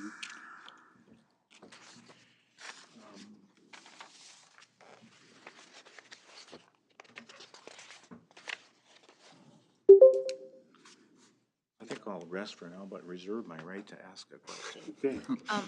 There was a comment made about the fees that the city would collect upon the building of this, and the projected fees that the city would collect is $541,000. So that would be for sanitary, sewer, water, and the building permit.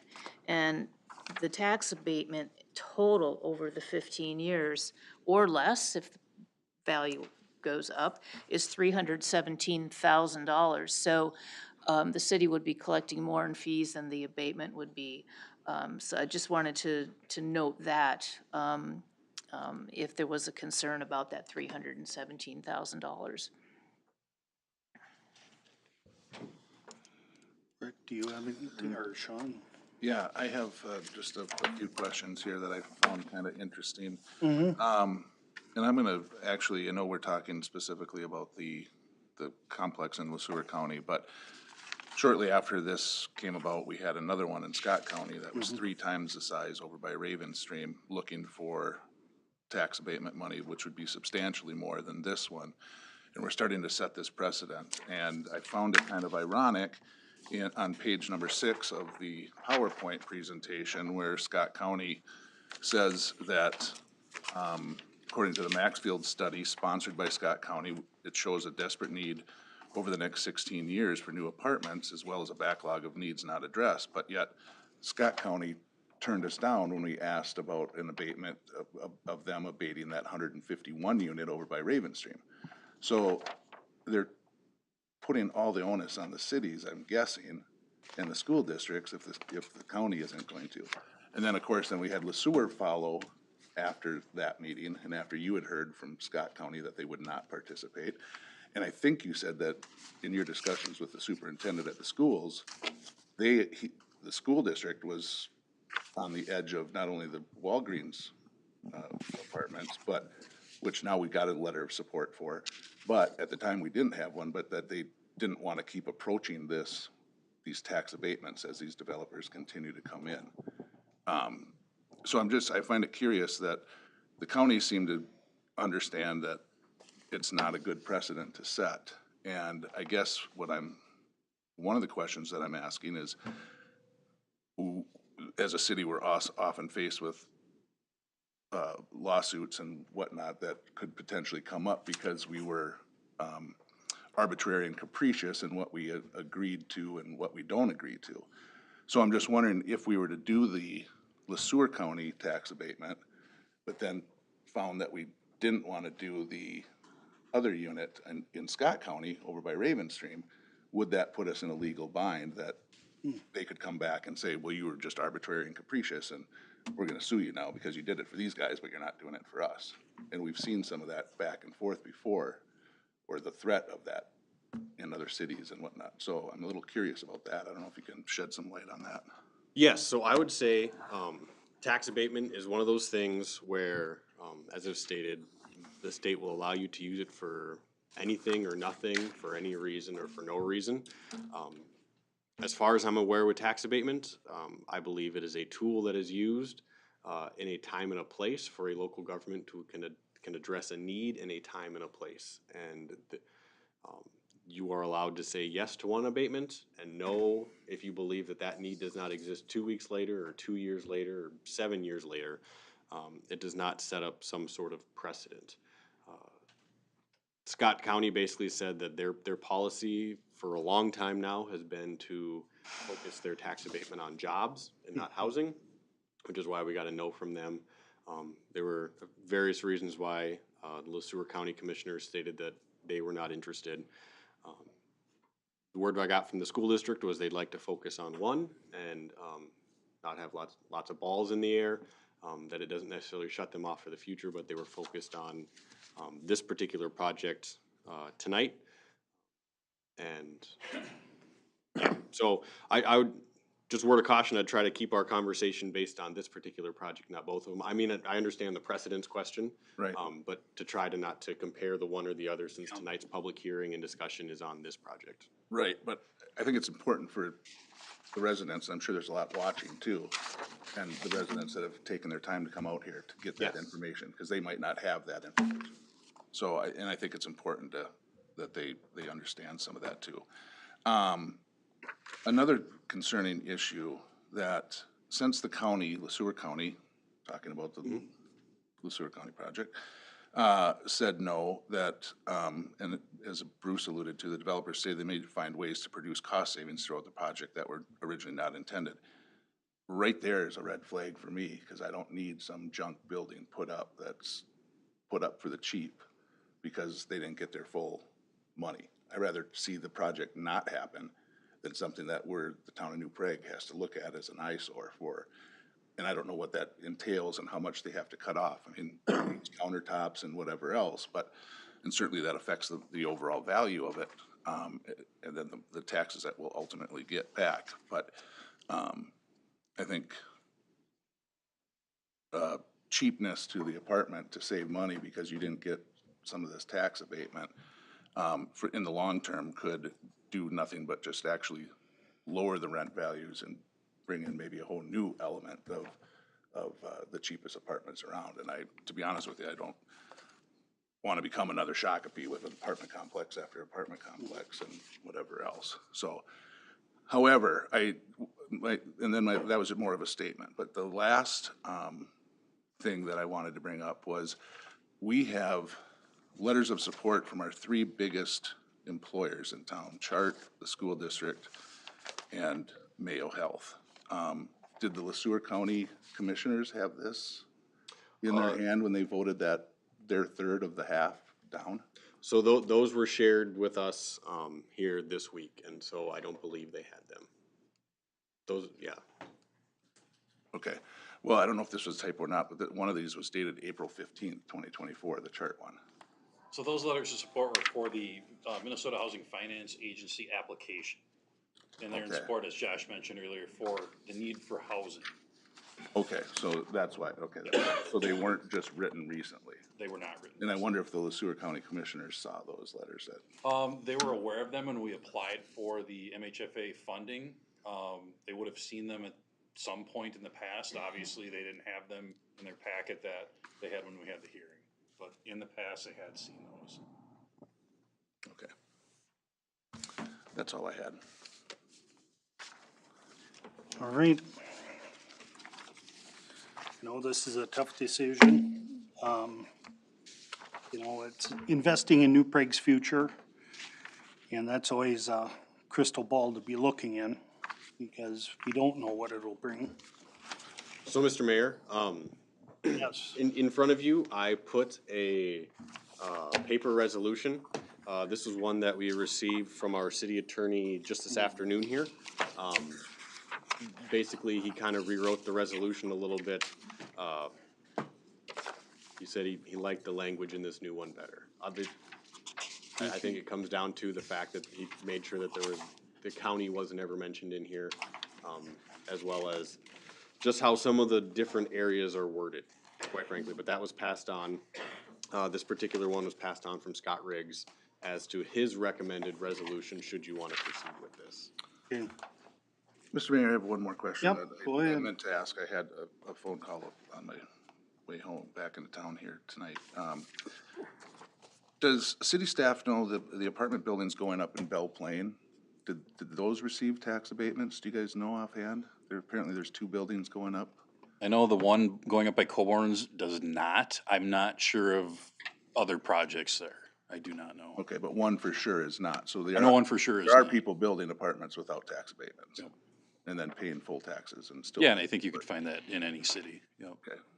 But Jordan was in a similar boat back in 2022 with their, what was it, $1 million abatement for 72 units, because it had been decades there as well. And if you look back through their council minutes, it was to kind of jumpstart that market again and get those units. So that was kind of seeming to be how that's gone. And then Farmington was kind of the same argument, that they hadn't seen apartment units built by the, we'll just say, open market without that subsidy. So kind of a similar thing that we're seeing here. Okay, well, did it jumpstart Jordan then, or?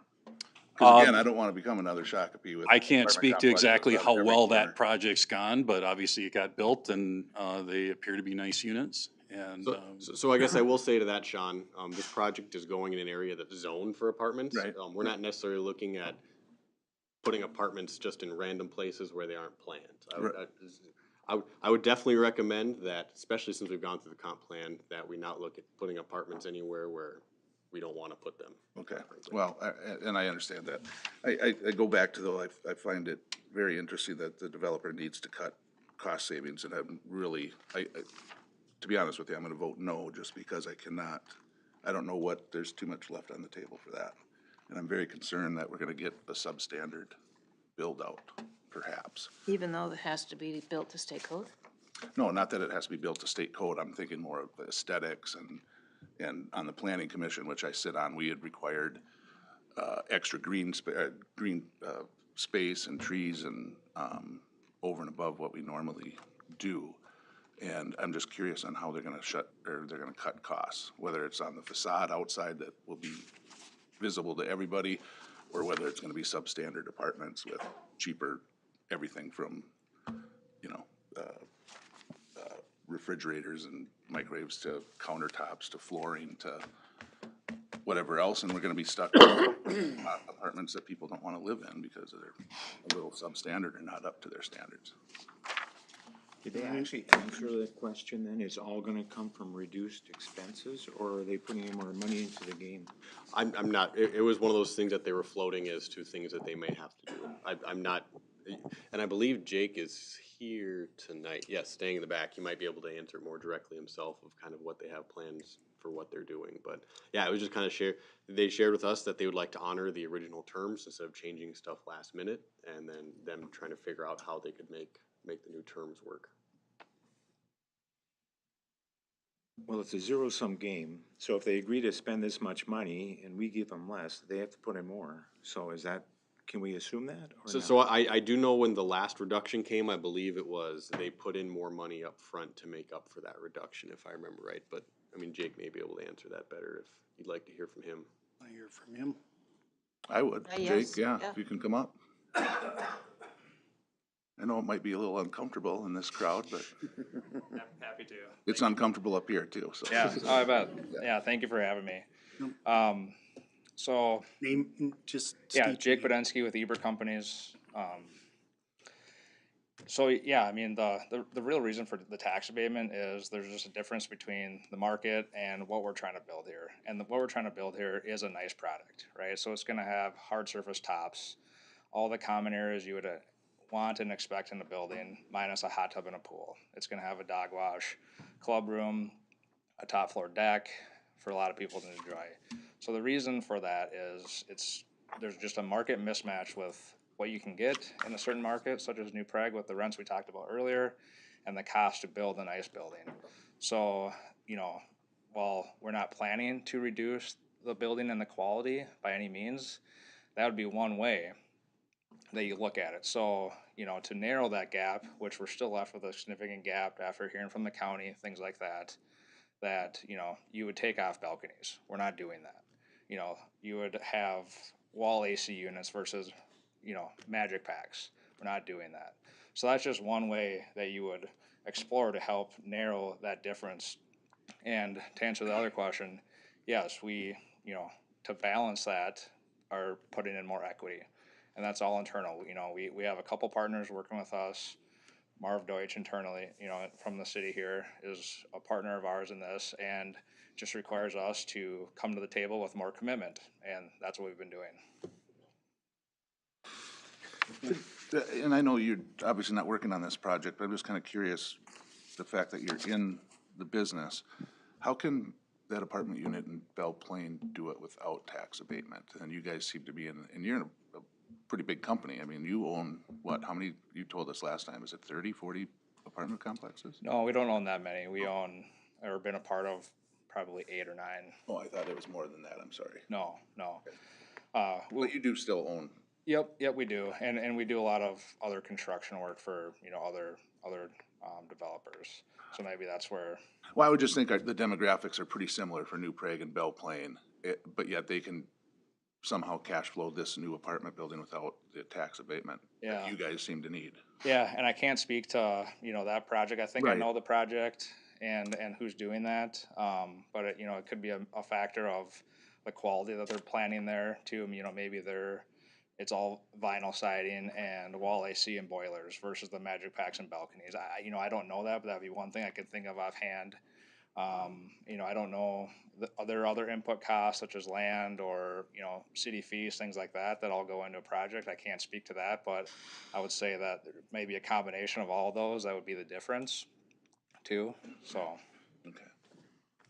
Do you know the details of that project? I don't. Like I said, I was asking that question more for a constituent that brought that up. Is it comparable size? I believe it's a little smaller. There's 2 buildings, but I want to say they were 30. He thought they were 30-some units, not 51. Total 30 or? No, together, each, I thought. 60 total? Yeah. And I don't have I haven't driven by it. Like I said, that call came in right as I was driving. Yep, here. Does anybody have any other questions for? Thank you. Yep, thank you. So you have a resolution in front of you. Resolution approving property tax abatement for a certain property in New Prague. Does somebody is somebody willing to offer that resolution?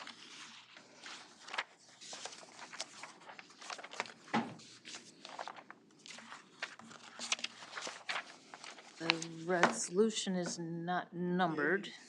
No, it isn't. If you opt to use the one prepared by the city attorney, I would just use the same number.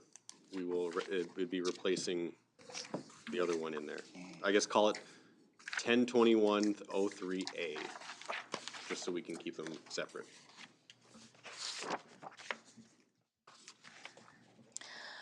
I will make a motion to approve Resolution 2024-10-2103A. Second. There's been a motion and a second. Is there any other questions or discussions of the council? Hearing none, all in favor say aye. Aye. Aye. Aye. Opposed? Aye. Motion carries. Thank you. So, Mr. Mayor, the other thing then for that project also included in there is the actual contract. That would include the terms. And so The we would be looking for a potential approval on that as well. 5-1 talks about,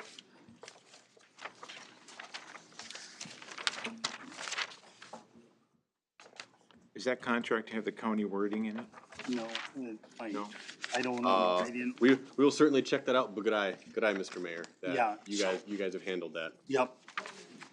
Okay.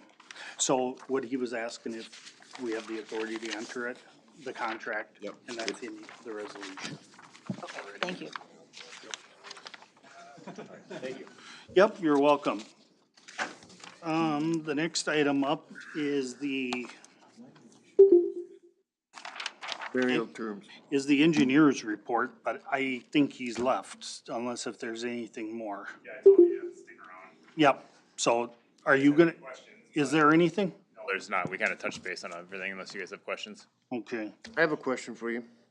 You've got a C, it's for ordinance 352, burial terms.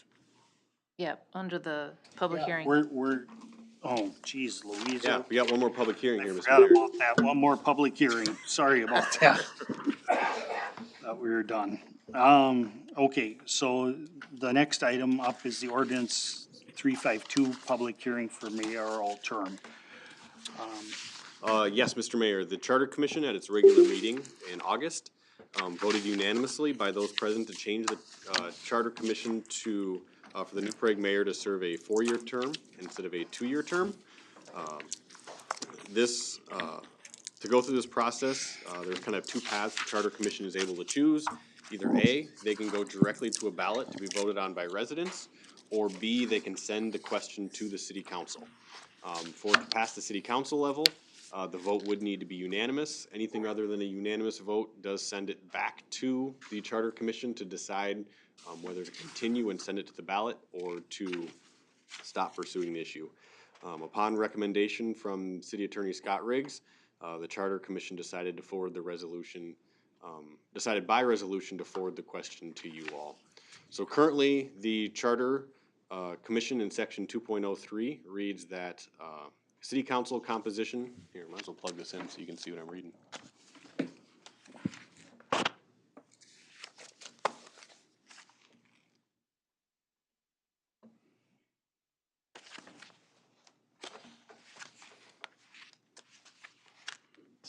Pretty.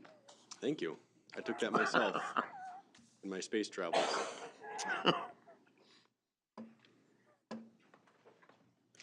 So currently, the language in the Charter Commission under section 2.03 reads that the city council shall be composed of a mayor and 4 city council members elected at large. Each city council member shall serve a term of 4 years and have until a successor is elected and qualified, and the mayor shall serve 2 years. When reviewing surrounding communities in Scott, LeSueur, and Rice, it was pretty well split on which cities have a 2-year term and which have a 4-year. Really, as you look at these, generally, it looks like somewhere in that 5,000 to 10,000 range is the general switchover somewhere for most of them. If you look at Scott County, really Belle Plaine is the only one that does not have a 4-year mayor.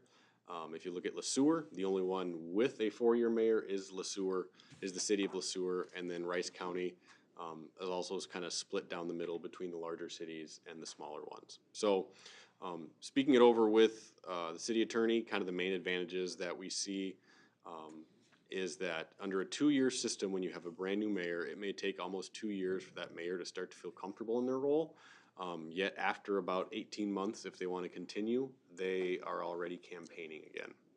So kind of the disadvantages, because you definitely need to look at both, is that there's certainly an argument that disadvantage of, well, if you get somebody bad in there, do we want to have to potentially have somebody sitting in our mayor role that is not well suited for the role for up to 4 years?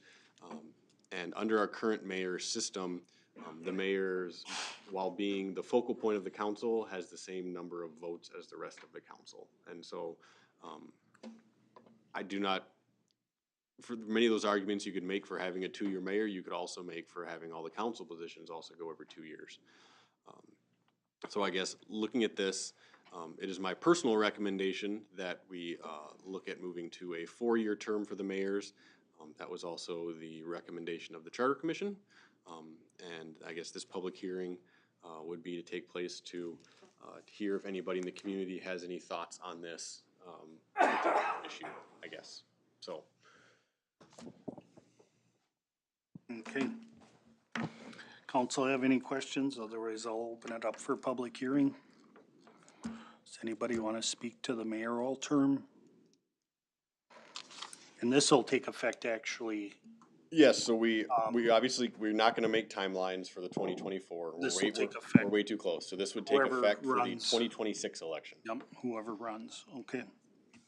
You know, it's a good idea. I mean, the expense, if you're, you know, if somebody's competing against you, you know, you could drive the price up where running for mayor would be too expensive.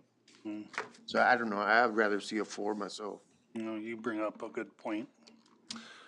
The only reason I've fought against this, I've been on the Charter Commission, is because it gives the voting public a chance to remix the entire county or the entire board every 2 years, because there's 3 people are running.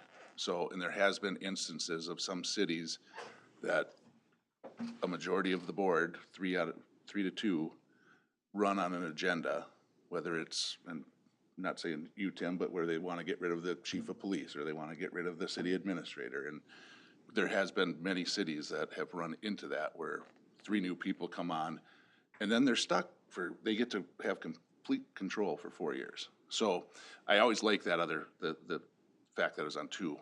It has to be 100% vote. I'm gonna respect the Charter Commission, because I know they do good work, because I'm on it. I did not make that meeting, so I wasn't able to speak like I just did. I just wanted to make sure people understood that that's where I was coming from.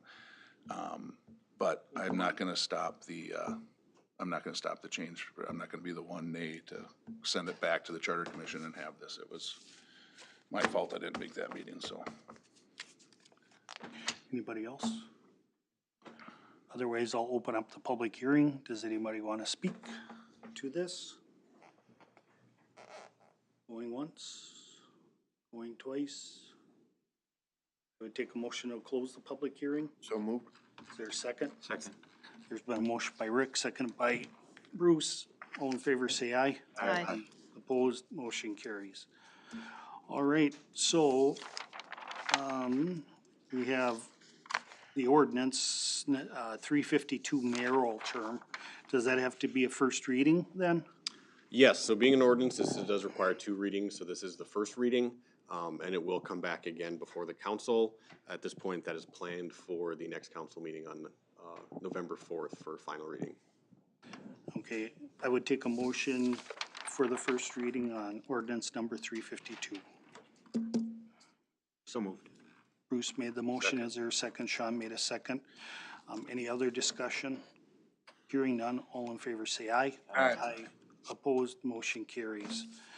Okay, next item, thank you. Next item on the agenda is, Don't we have to do a roll call for that? oh, we can, we certainly can. We do not. We Oh, we certainly don't, okay. we can. And No, that's fine. it'd be one of those things where if there was like 2 nays and we couldn't tell who it was or that sort of thing, we might go to a roll call just to make sure that we understood who voted what. Okay, gotcha. The next item up is the sanitary sewer feasibility study presentation. That sounds exciting.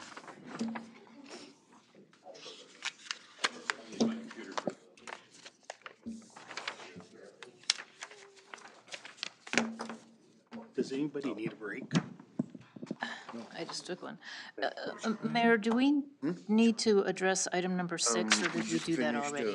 Item number 6, Adopting the final yeah, assessment. we did up, Yes, we adopted those. We During the number adopted 5, with the- okay, okay. With the, utility improvement project. street, yeah.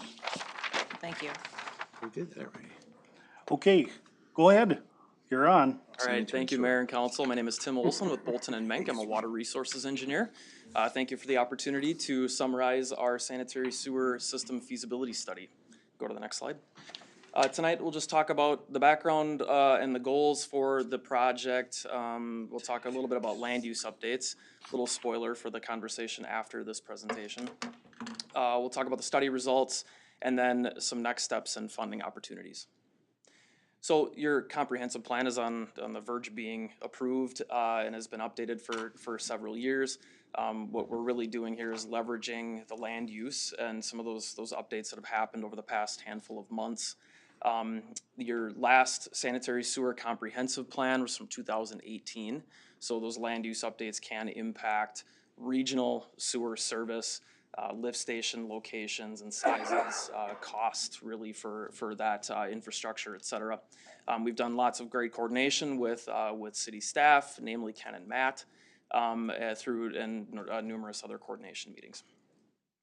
So the goals of the project really were to do just that, update the future land use maps, expand the hydraulic modeling to start to size that future infrastructure, identify some pipe routes along future roadway systems, provide gravity capacity for future growth. So we're looking outside of just some of the traditional growth boundaries to ultimate service areas, and then establish some preliminary lift station sizes and depths, which we'll talk about here in a little bit.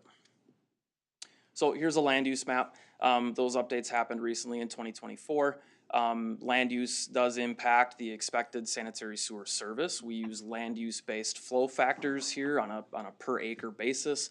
That table came right from the comprehensive plan or from the previous sanitary sewer plan. So really leveraging all of that data to help resize those pipes. The results really were a function of model expansion, so looking at future growth areas. Sometimes that can be topographic limitations or other water resources, surface water limitations, and then really trying to extend the service of those gravity and lift station systems to the maximum extent we can. So that I covered that. We looked at gravity sewer, lift station locations, and force main lengths. All to service to the wastewater treatment facility. And then we developed some preliminary pipe grades. Is that what those pink boxes are? Yes. Lift stations? Yeah, correct. Those are lift stations. So really all the colored sewer service areas that you see are the quadrants of the city plus the north and the south where we looked at lift station service. Okay. Yep. A little hard to see this, but really we looked at the pipe routes across all of those growth areas and really tried to hone in on depth considerations, really ultimately targeting lift station depths. And if we go to the next figure, we ran into some issues throughout the process with really deep lift stations. So in an attempt to shallow up those lift stations, we took a look at maybe adding potential other lift stations higher up in the sewer sheds. Mm-hmm. We can talk more about that if you'd like, but really the exercise here was to just look at those pipe routes and make sure that we're right sizing lift station depths, really ultimately to help reduce costs. Okay.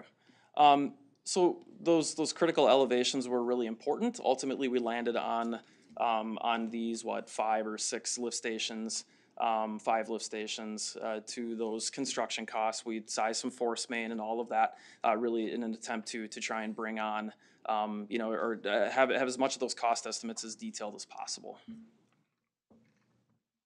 And arrived at a total cost here of $31 million.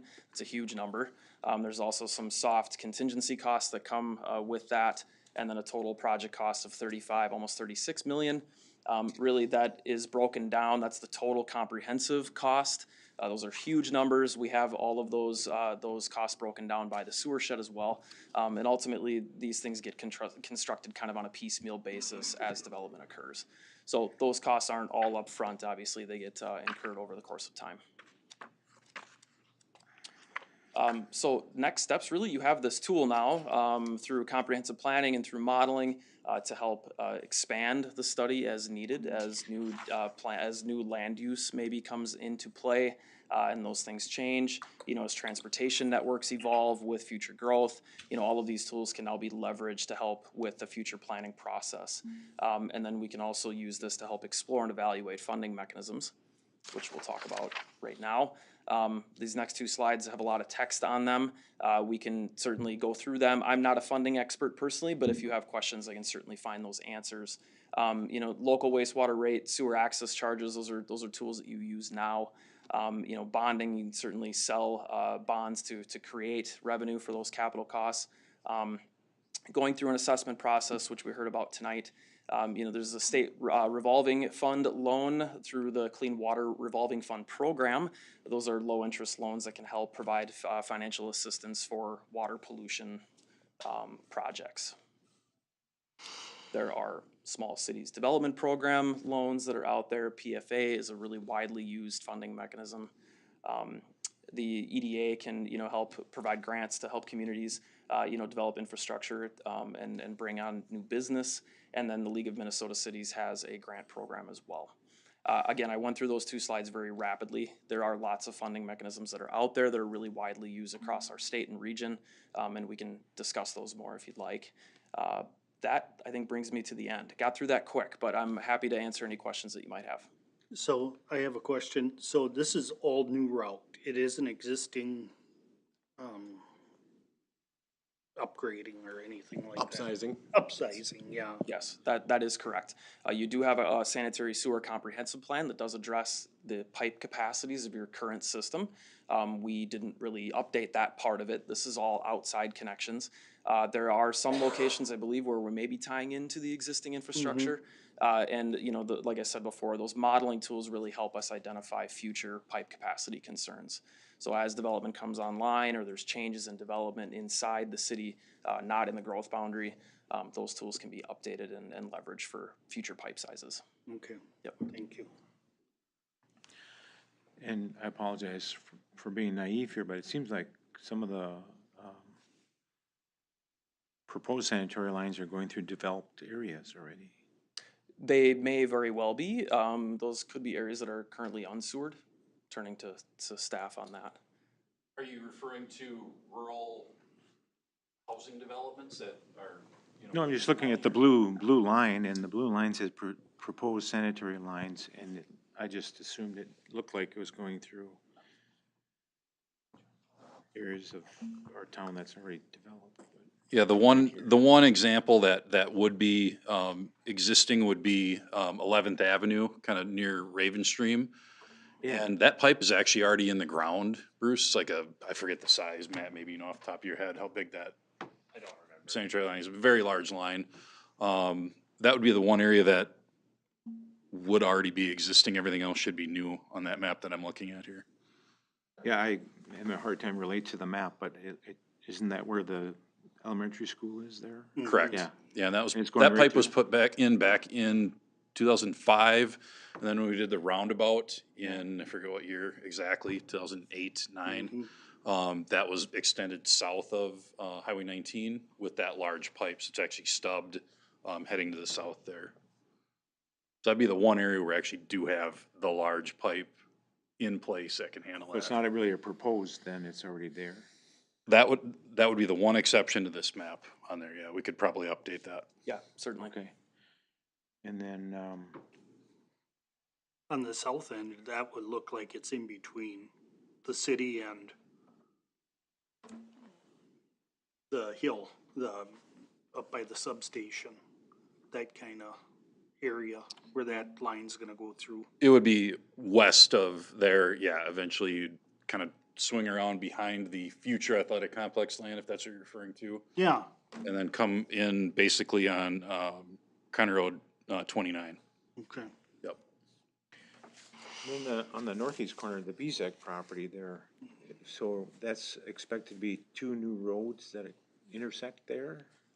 Yeah, that's in our current land use plan and transportation map that lines up with our future corridor for Alton Avenue in that area. So those are basically known collector roads that is in that plan. So the one thing to note about this as well, depending on the phasing of the development for, the Bezic property or the Keyland development, some of that likely will actually come into the existing system. And then it might move that line for the yellow district to flow to the north. So we actually believe we can handle, within existing infrastructure, a good portion of the 60 acres that Keyland has been, talking about. But again, we haven't seen a concept plan to confirm that at this point. But Alton Avenue, is that a wing and a prayer kind of thing, that it's gonna get developed someday and? All development driven per our agreement between the county, city and township, that, we have to, as city, basically obtain that right of way as things are developed and brought into the city. It will not be driven by, the county or any So other. that's not a, if it doesn't get done, it's not a limiting condition by not having this sewer line in there. It will be a limiting condition for that entire, east side of town.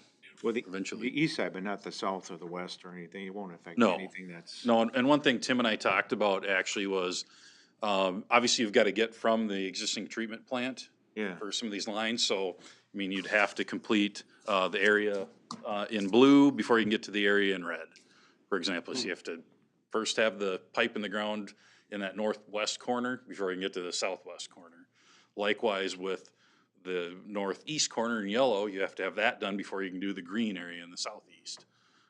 So you can't just jump into an area if you don't have that pipe higher, up in the, elevation range to get you there. The development of the east portion of the Bezic farm, could that be done without the Alton Avenue, line being put in?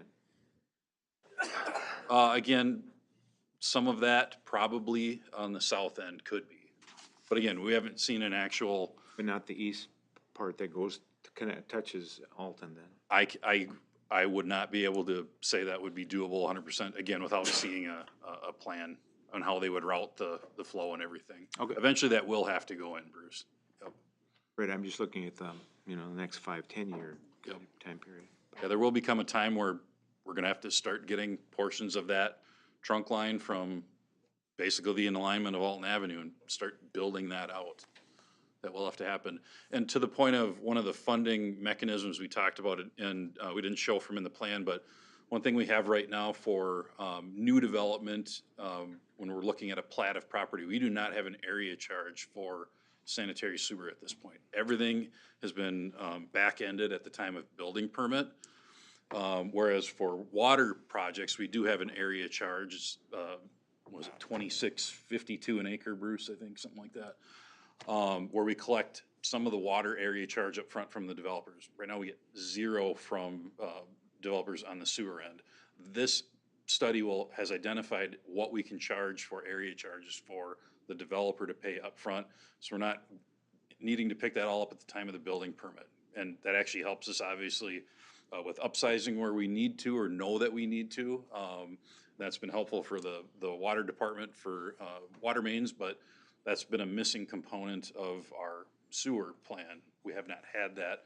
Do we need to charge $7,500 an acre to a developer to handle their sewer flow and build out that infrastructure?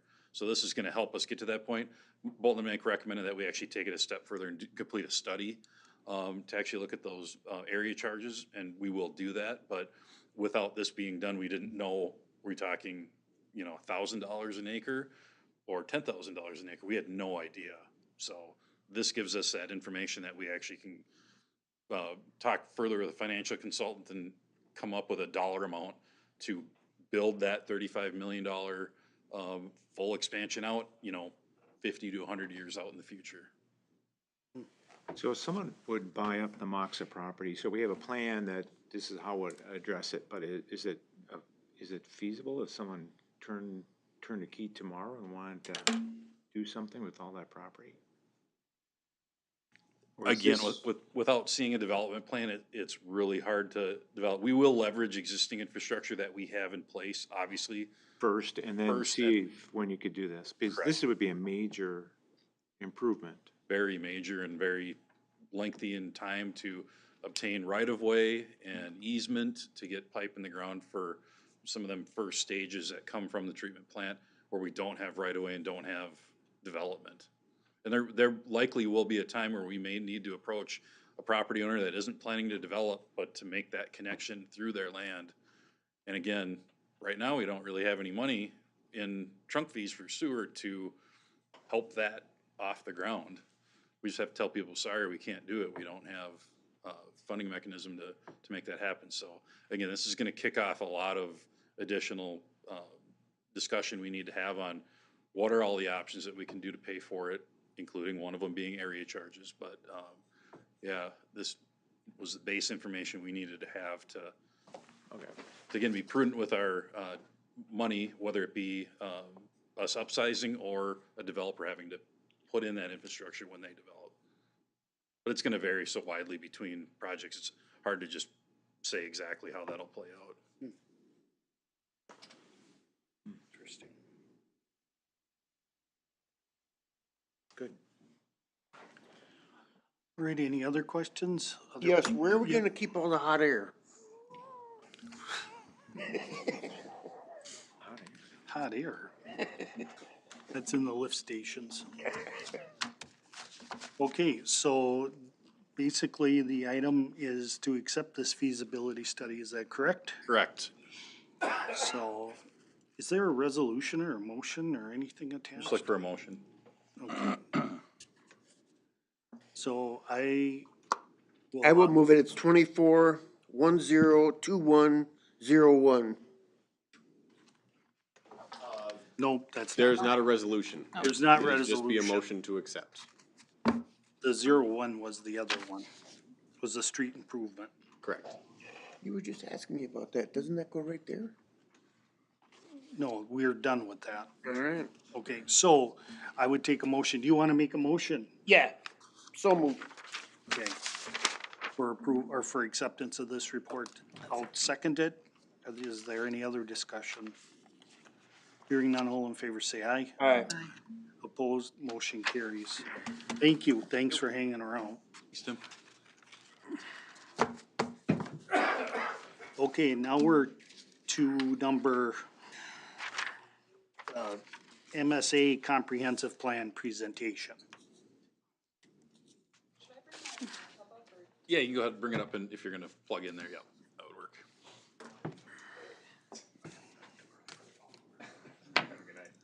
I would say you prepared, Emily, and brought a way to present, so thank you. Although this will take up the entire podium, so. Ooh, Don't break it. well, too late. That's okay. It's just, there we go.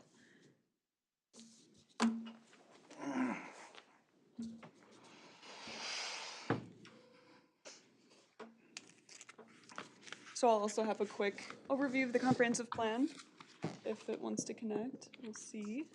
Well, if it doesn't work, I'm gonna bring it up for you, I guess. Give me a minute if it doesn't pop up. Let the record show I was prepared. Which is, or do we not have the overview? I know we got the full comprehensive plan, but. The presentation, I think. Oh, is in it's the city council presentation? Yep. Yeah, it's just, it's like 10 slides, but I Yep, can go thank through you. it. I believe Maggie has it. I do. Sorry, bear with me, our podium isn't working for whatever reason, so I will load up the PowerPoint. So.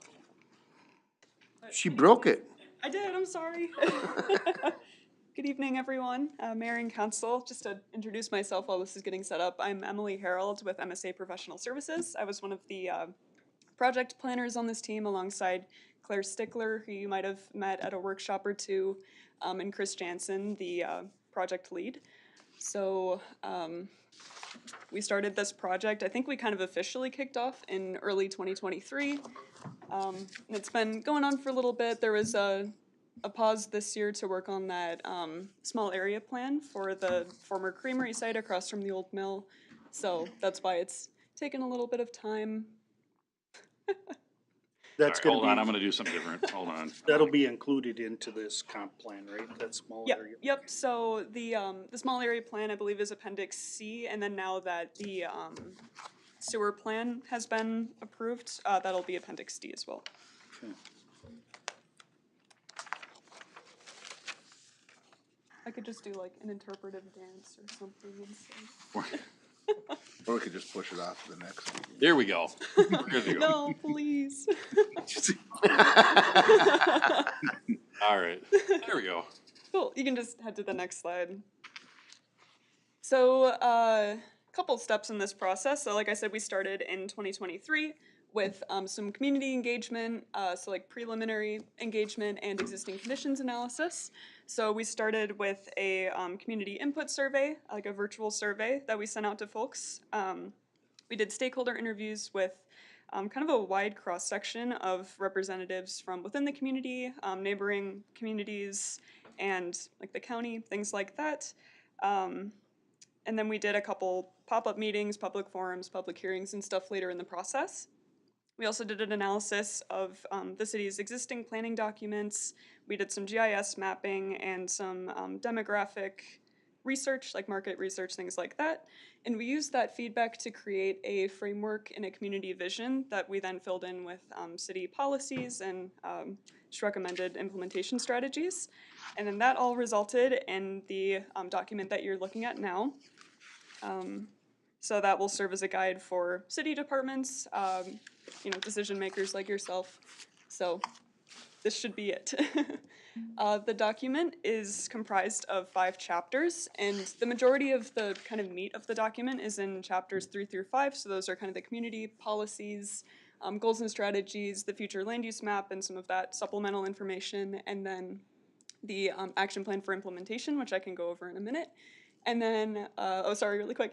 And then the appendices, I already said, so C and D are those kind of extra plans that we've conducted and Bolton and Menk conducted. And then there's also a community profile, which outlines all of that research that we did, all that data that we compiled, and then a full transcript of the input survey results. So if you wanted to go back and dig into a little more detail on why we gave a couple of our recommendations, it should be in there somewhere. So throughout the process, all of the information to date that we had completed so far was housed on this project website, which I believe was linked through the city's website. It was also widely distributed just through various means and on social media. And so that included copies of plan drafts that we had kind of developed sequentially, old committee presentations, and they promoted like engagement opportunities and things like that.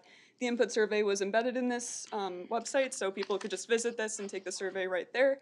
And also a couple other little like engagement activities rather than having to like come to a meeting. They could just do it on their own time. So that was a helpful resource we had. We also had lots of different public engagement, so virtual and in person. I don't have offhand like kind of the number of people we reached, but I do know that it was a really wide cross-section of people. So we had a pop-up booth at Checkout New Prague, so talked to a lot of families there about the future land use map and some of the drafted policies. And then over on the right side was an open house we did at the Bros for, or Bros, I never knew how to pronounce it, for the small area plan. And so we were able to get some feedback on the concepts that we had developed. So lots of good engagement. And what we heard from that engagement, just to boil it down to a couple easy icons, is that people really cherished New Prague's rural character and small town feel. And people like that it's close enough to the Twin Cities to get those amenities and job opportunities and things, but still have a very nice little quintessential small town to come home to. And then we had geared these policies in the document to try to balance that rural character with the impending growth and development that New Prague will experience in the next couple decades. So I hope that it kind of shines through in what you're reading. And then the most suggested changes, most suggested changes for New Prague was expanding and improving the existing parks and trail connectivity throughout the city. So people really love the parks that they have. They just want to kind of see more of it, be able to get around to different spots in the community. Let's see.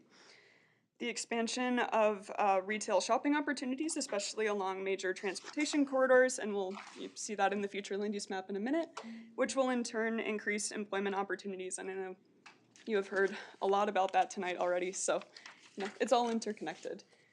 With the mobility map, so we did a couple different maps throughout the document just to kind of bring these policies kind of into a more visual format. So the mobility map was created in line with the transportation and recreation policies, especially in regards to expanding multimodal transportation access throughout the city. So it's a little far away from me, but I believe it's like a dotted blue line and a dotted green line. Those show the potential trail and greenway trail opportunities, in addition to just sidewalks, future road corridors, etc. And then we also heard some particularly strong interest in a connection to Cedar Lake Regional Park, so there's a little, you can see that kind of up in the top corner too. This is the existing land use map, so we did our best to capture all of the uses currently existing in this city, so no no future land use step yet, it's just existing. You'll see that it's a majority single-family residential or vacant and agricultural land. So single-family is obviously yellow, and then vacant or ag land is gray. And then a fair amount of institutional, just with the school district and some of those like semi-public buildings.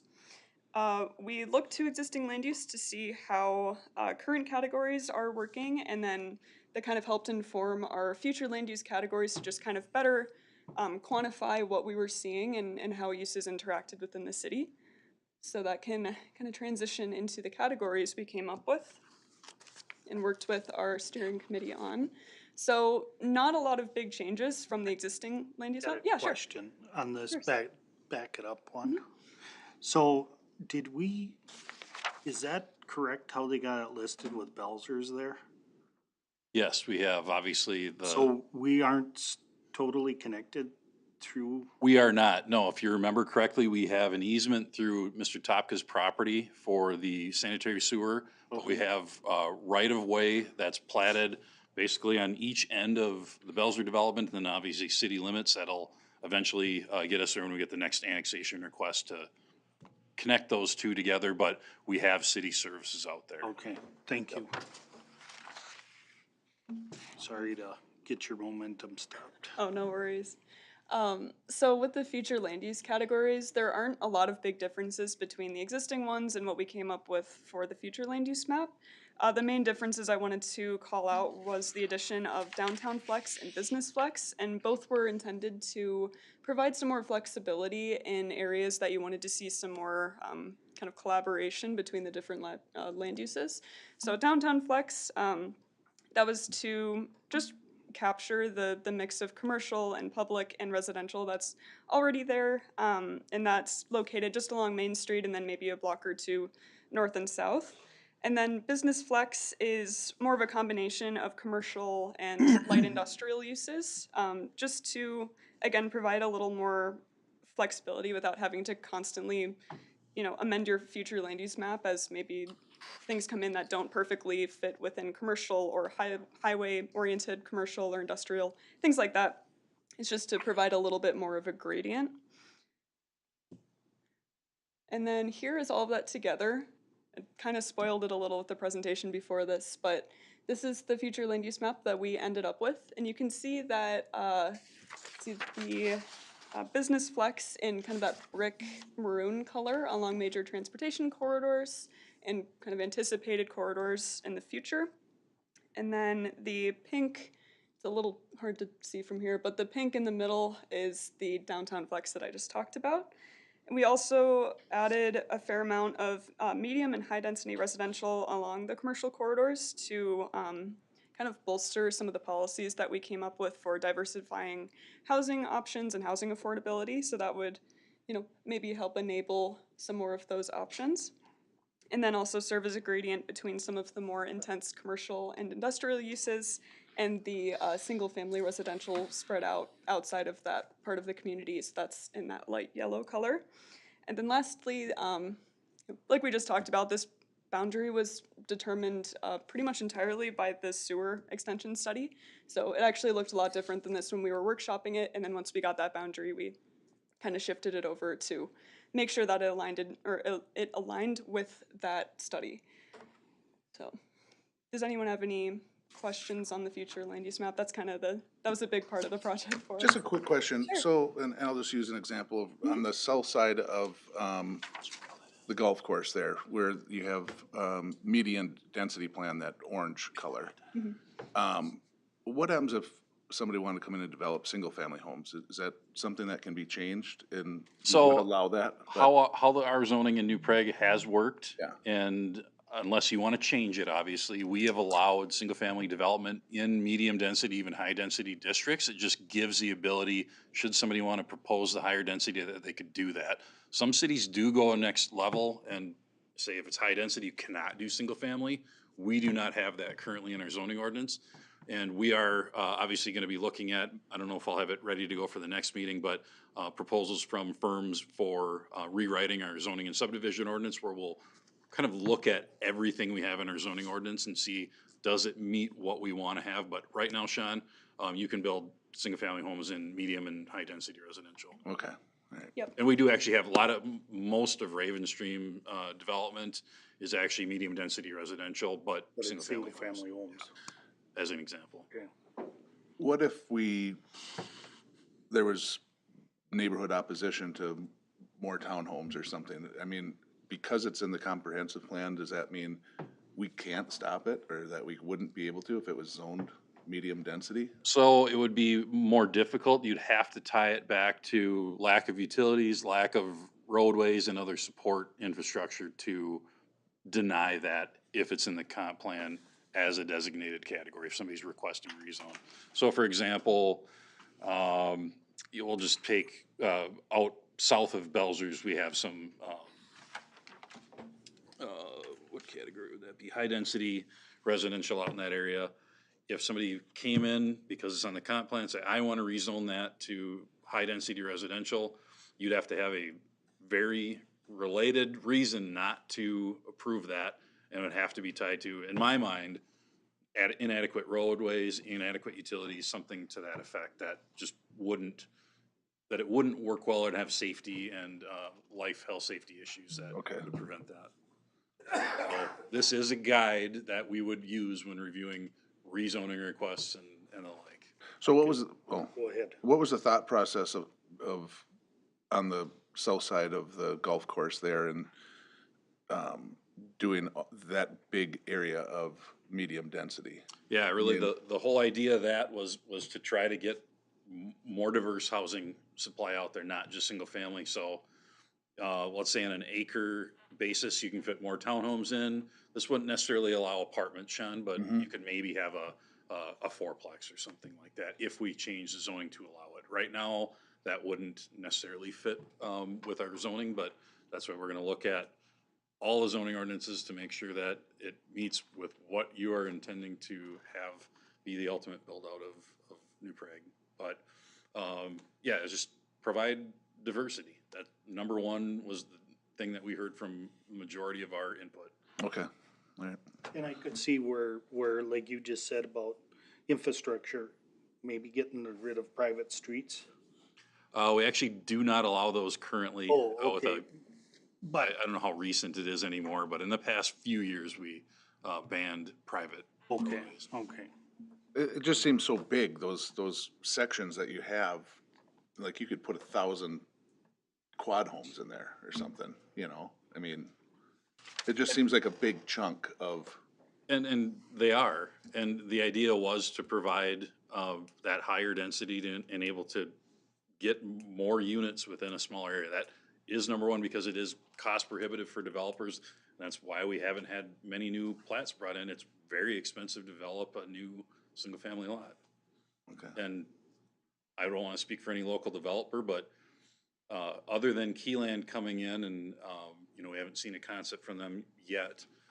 I don't know that we're gonna see the single-family development like we saw in the past. There will be, but I think they might wanna look at smaller lot sizes, even on the single-family side of things, where right now our minimum 70 or 75 foot wide. You know, there might be a call at some point, and again, we have to review this, and it's up to the council, but, you know, some cities are going to, you know, 55 foot wide lots or 50 foot. That's small.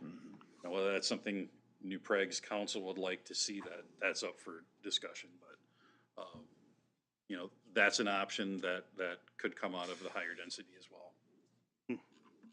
planning unit developments and the like, which we haven't done a ton of either, which can get you a denser development area in exchange for more open park area. Okay. You know, that's just another idea. But would the council at that time ever, let's say somebody came in and took one of those sections and slapped houses up, quad homes or whatever, and then do we have the ability then to say, okay, well, we think we have enough right there and we don't have enough single, that we could rezone that? You can amend the plan at any point. Oh, you can, okay. Yeah, you That's what I wanted have to have know. a public hearing and then obviously, council approval. But it can be amended at any point. If you wanted to come back in a month, wouldn't recommend that, but you could do that. Okay.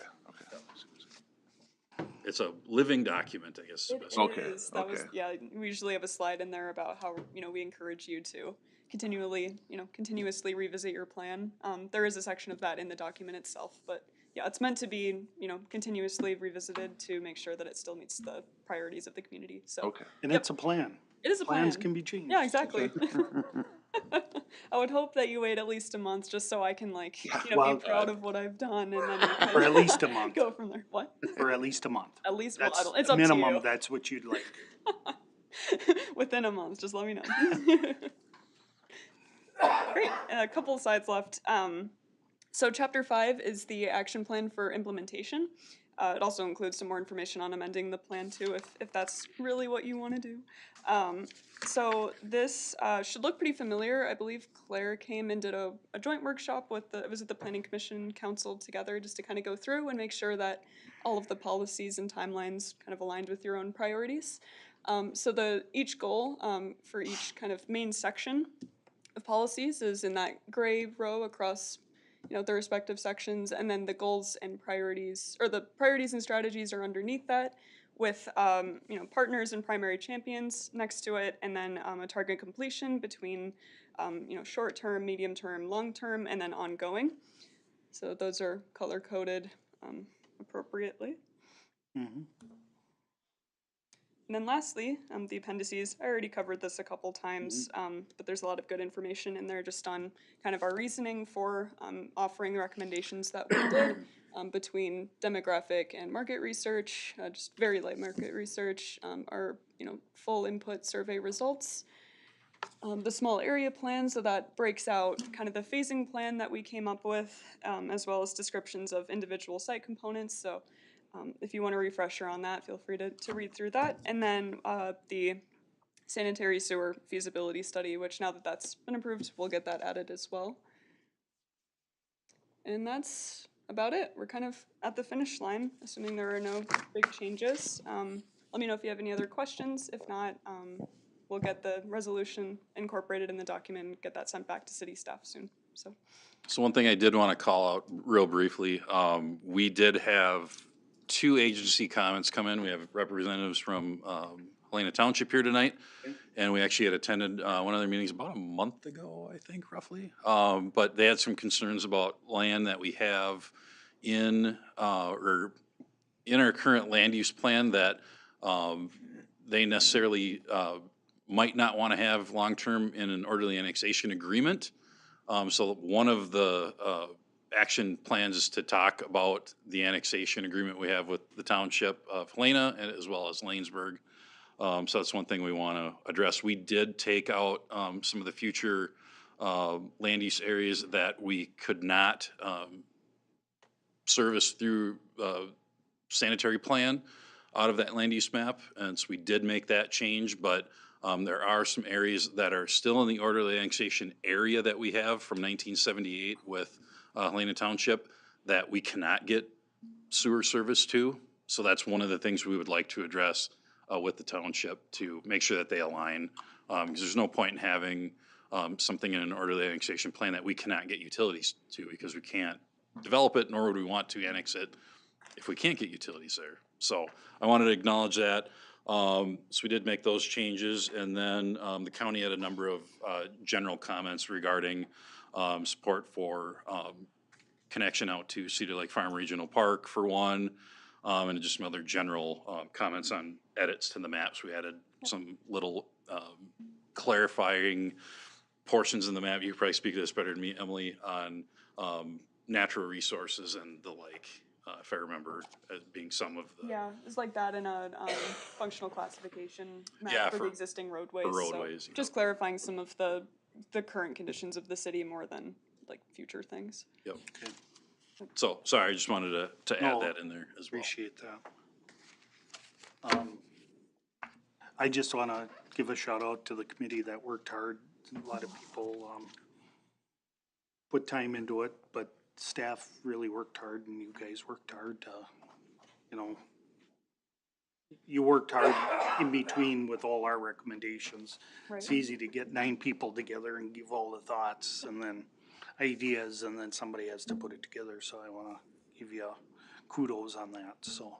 It was really helpful feedback. Like the steering committee meetings were really useful too, just because it is your plan. Like we want to make sure that your, priorities are reflected in it. So, thank you and everyone else involved too for being so engaged in it.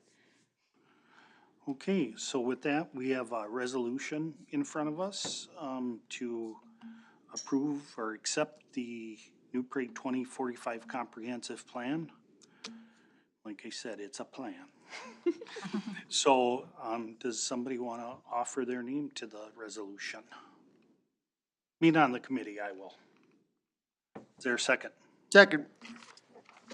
So I made the motion, Rick seconded it. Any other questions or discussions?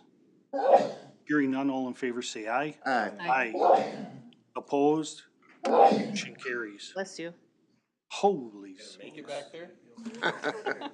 Thank you. Thank you so Snorting all that pollen, Okay, now the next item up on the agenda is an ordinance, introduction on ordinance number 353. What did I miss? Never mind. You're good. Okay. 353 is sidewalks. Sidewalks, so. Sidewalks. Yes. Let me get my packet pulled back up here. Had a lot of technical difficulties, and Tim has as well tonight. It's been interesting. All right, we're back. Here with me. Yes, we had a discussion at our past 2 planning commission meetings in August, and then in September, we ultimately held a public hearing. But the idea came out of the comprehensive plan to make neighborhoods more walkable. And this is only for new development, I want to note, not for existing. But we have required, for my entire time with the city, nearly 20 years, requiring sidewalk on one side of every new residential development road. And then commercial, there's a sidewalk and trail, or one or the other allowed in every commercial area. This code change would say that for all residential streets, we would require sidewalks on both sides with 2 exceptions. One being for cul-de-sacs that are less than 300 feet, we would be okay with just one side of the cul-de-sac having a sidewalk on it. And then second provision that would allow an exception would be if there's less than 3 units per acre for a single-family residential area, we would consider only sidewalk on one side. Now, that would take a much larger lot than we actually currently allow as our minimum lot size. So I actually cannot think of a development where we would have hit that exception for less than 3 units an acre. So I just want to note that that is an exception if there's some large lot development, which we may get at some point in the future. But we currently don't have. But those would be the 2 exceptions that the Planning Commission recommended for exceptions to that ordinance. So in front of you tonight is what the Planning Commission had come up with. They had recommended a 3-0 vote to forward tonight for introduction and your consideration at the council level tonight. Okay.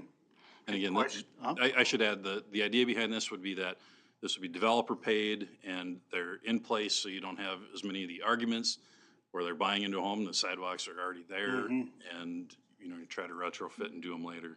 So, and then you don't have the arguments on why is it on this side and not that side. Just puts them in everywhere. Okay. Any questions of the council? Otherwise, I'd take a motion for first reading of ordinance number 353. So moved. Maggie made the motion. Is there a second? Second. Bruce made a second. Any other questions, discussion? Hearing none, all in favor say aye. Aye. Opposed, motion carries. Okay, now we're down to, Miscellaneous. general business or miscellaneous, yep. We don't have general business, do we? There is none on the agenda Well, tonight. I'm just asking because you've corrected me enough tonight, so. I was all over, I couldn't keep up. So with that, I'll go around the horn. Rick? Nine and zero. Yep, I understand little German. Bruce? I just want to touch base again on the, our abatement discussion, and then on the abatement agreement that we have. And just to make sure, because I do think that people had a valid argument about the, that we have some compliance or city protection that, you know, that they are gonna build it with that dollar amount.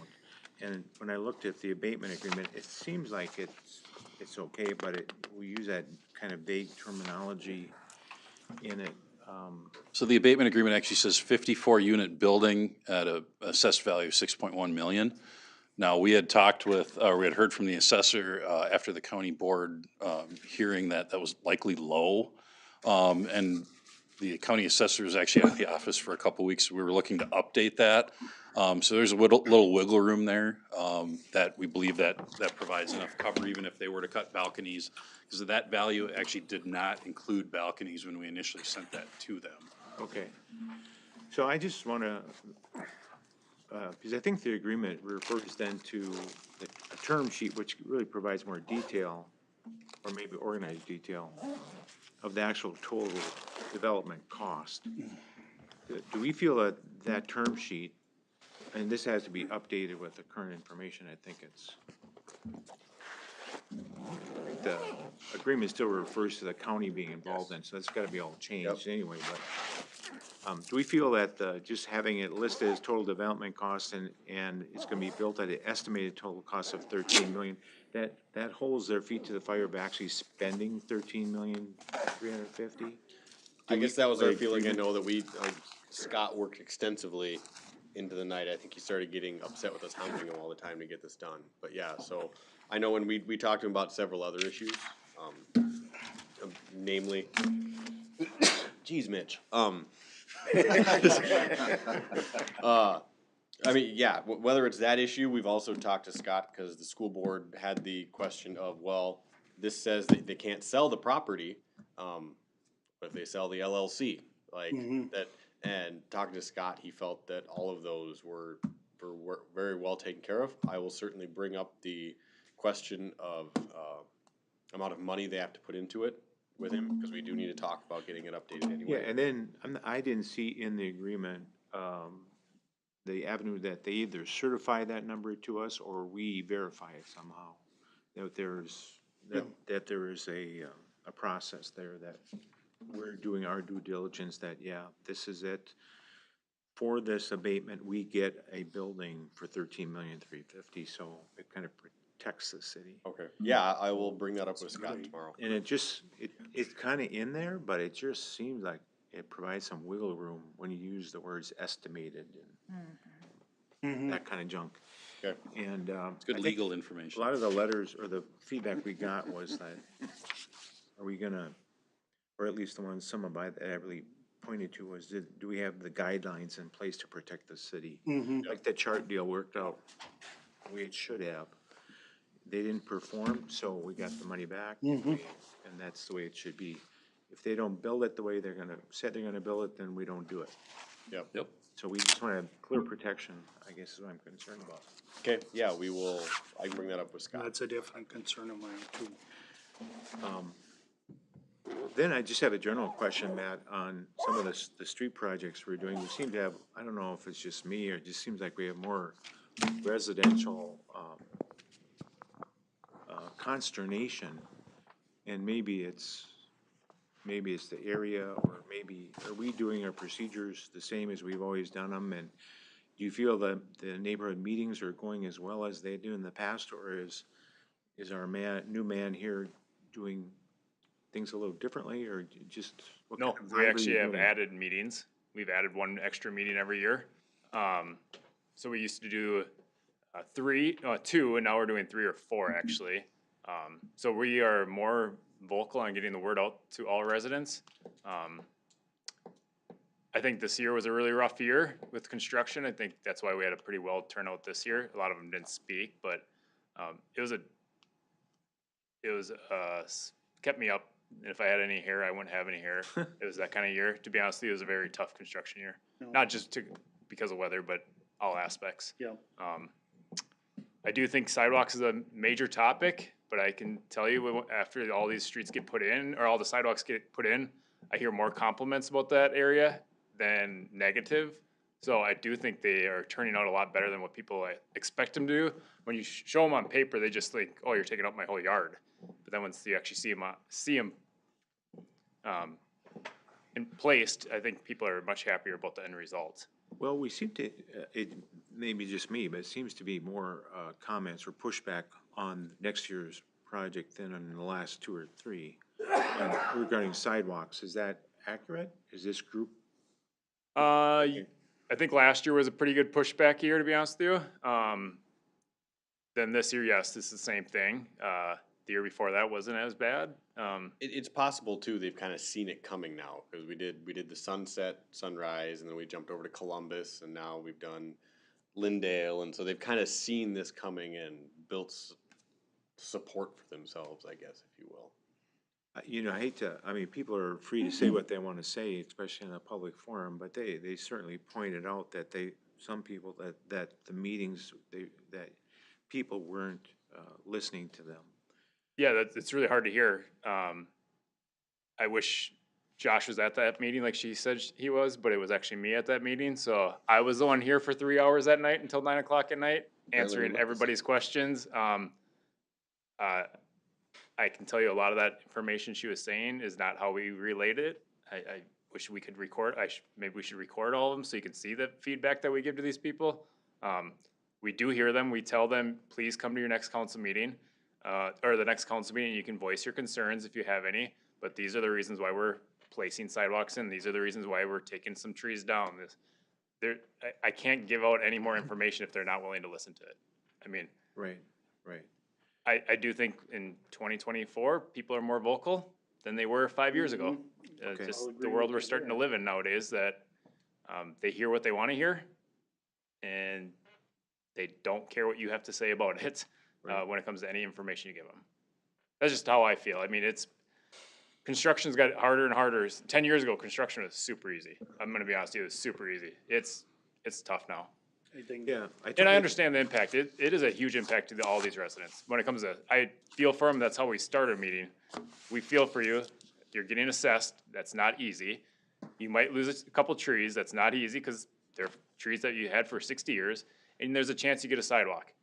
We're completely changing your environment around you. But in my mind, for the better. I would never bring something to the council that I didn't believe in. I truly believe these are for the better for all residents. I always tell them also that we have to think of all 9,000 residents of New Prague, not just the one that it's affecting, the sidewalk that it's affecting. We got to think of everybody involved. Right. Well, you have a proven track record. You've been around the block a number of times, so we know how you treat people. So it's just kind of hard to hear some of these things where you pretty much, and I've had years of experience doing customer service. I know how some people kind of characterize things, but some of the characterizations seem to be way off base from what I would think. And even going to some of those kind of meetings, that it doesn't seem right that. I can tell you just for a perfect example, I had 2 residents at the neighborhood meeting that they were very unhappy with everything I had to say, which is totally understandable. I let them vent. I explained to them the situation. And after 3 hours of everybody, that side of town not really liking me as much as they used to, they came up to me and thanked me on how professional me and Chris were. And how these aren't easy. I'm not trying to talk myself up. I'm just saying they need to vent. Yeah. But then they come up to me afterwards and say, holy smokes. Man, thank you for getting the word out. Thank you for doing these. Might not be what I want to hear, but thank you for doing it. So, Well, nothing's been presented by the individuals that came and talked today that they made it sound like they're telling us they're saying this for the first time, that you guys didn't listen or didn't hear it, or you turned away, or no, that wouldn't be accurate as far as how the meetings are going. yeah, you guys are all invited to all these meetings, neighborhood meetings. They are more attended than they ever have been in the last 5 years. The turnout I had this year is the best attendance I've ever had. I didn't have enough chairs. There were people standing. I don't know how much more I can get the word out, and I'll be honest, with New Prague, it means the world to me. The residents mean the world to me, so I'm listening to them and I'm passing on every information I can to them. But this is the last major. Mm-hmm. This one's gonna be the hardest. Yeah, this is gonna be the last real hard one. They're gonna get easier. Exactly. I'm gonna hold you to that we're gonna statement. timestamp that I one, said Mitch. easier. I'm not gonna say. We're gonna be less expensive. Anyway. Yes. I gotta concur with Matt. It's gotten worse these last 2 years for some reason. We're replacing all the electric and so in those areas too. We've had more disagreements, I'll call it, with customers. Just, we're upgrading everything and we're more or less doing it at no cost to them. And yet they have a lot of questions and get a lot, just, I don't know what it is with these last 2 years, Matt. We've really noticed it. And I think we're gonna see a little more of it this coming year yet. We got one more year to get through here and then we'll have a lot of this behind us, so.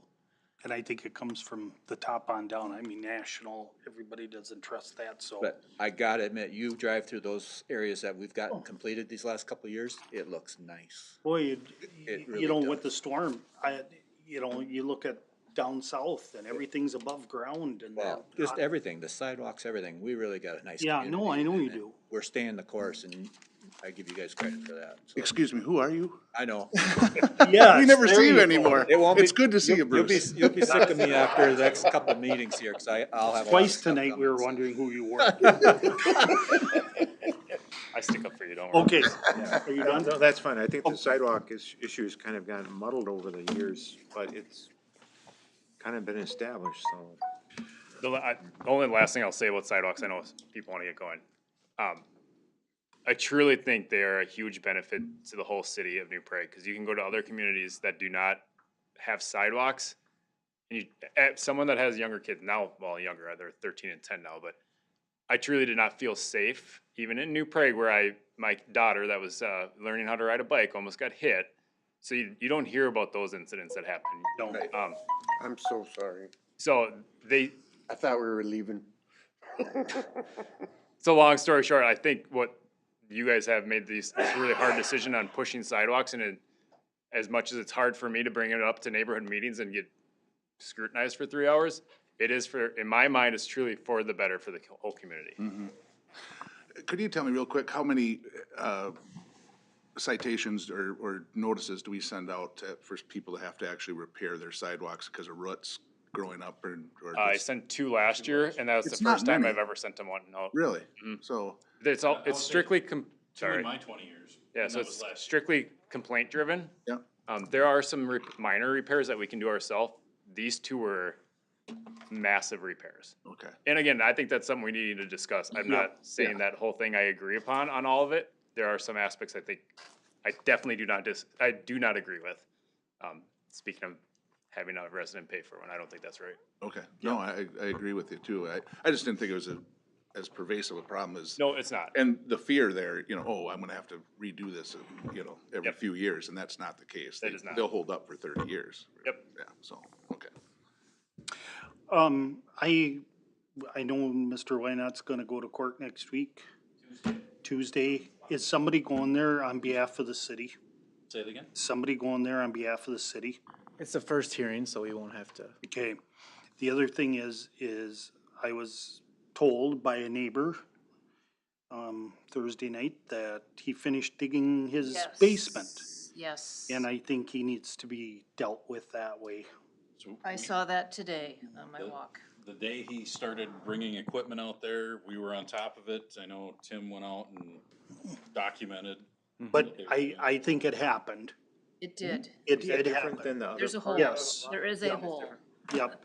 The guy that was out doing the lot next to it finished up his, whatever agreement, and can we hold the excavator liable too in that matter? I don't know. Well, there's obviously They no didn't pull a permit. permit. They didn't have a permit. It's the same issue we're going to court it for is. is the issue, so like, Double jeopardy. Well, and that's why Beyond that. it's a non-payable offense, so could be restitution involved in that, and so you have to fix this portion of that. So this may be added to that, and I don't know how that looks in the first hearing. I don't know if we'll get that I just, prepared for that, but that could be a condition of this fine, right? That you need to fix and put back what you moved again, so. cause I just, and I would like you to ask Scott if there's anything civil we can go after him for. It's a bunch of crap. And he's destroying that neighborhood and everybody has to live by it, and I don't think nobody has to live next to somebody that violates the law. So, my opinion only. yeah. So, It was more of the violation that he was doing again. okay, But the city issues the occupancy tag, right, the designation?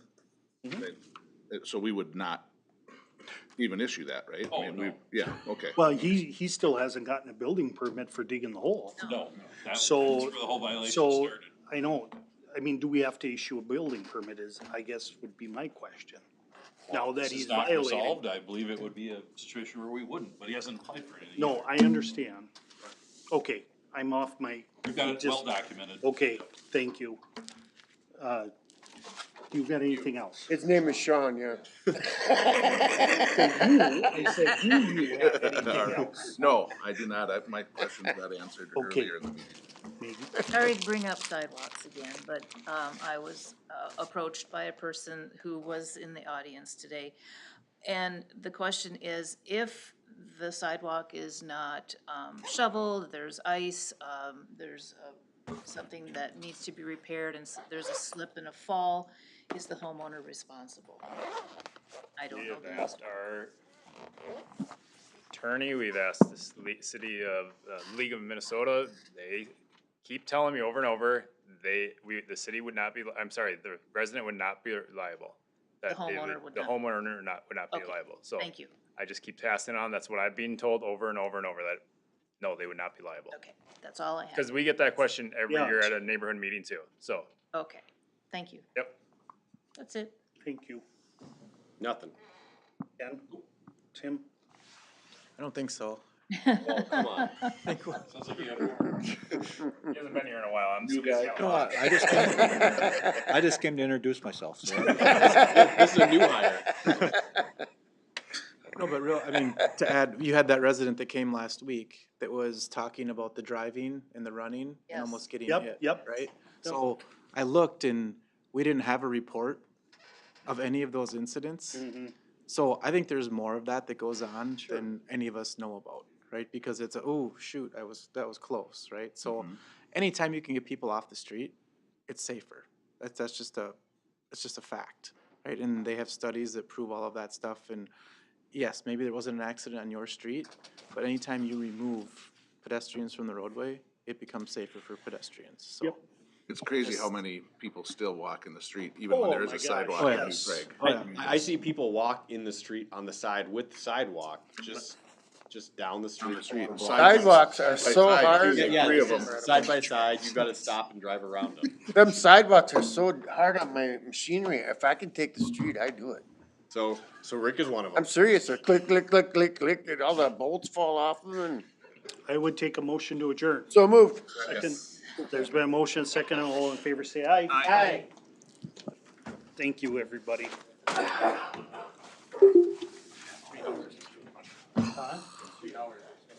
Yes.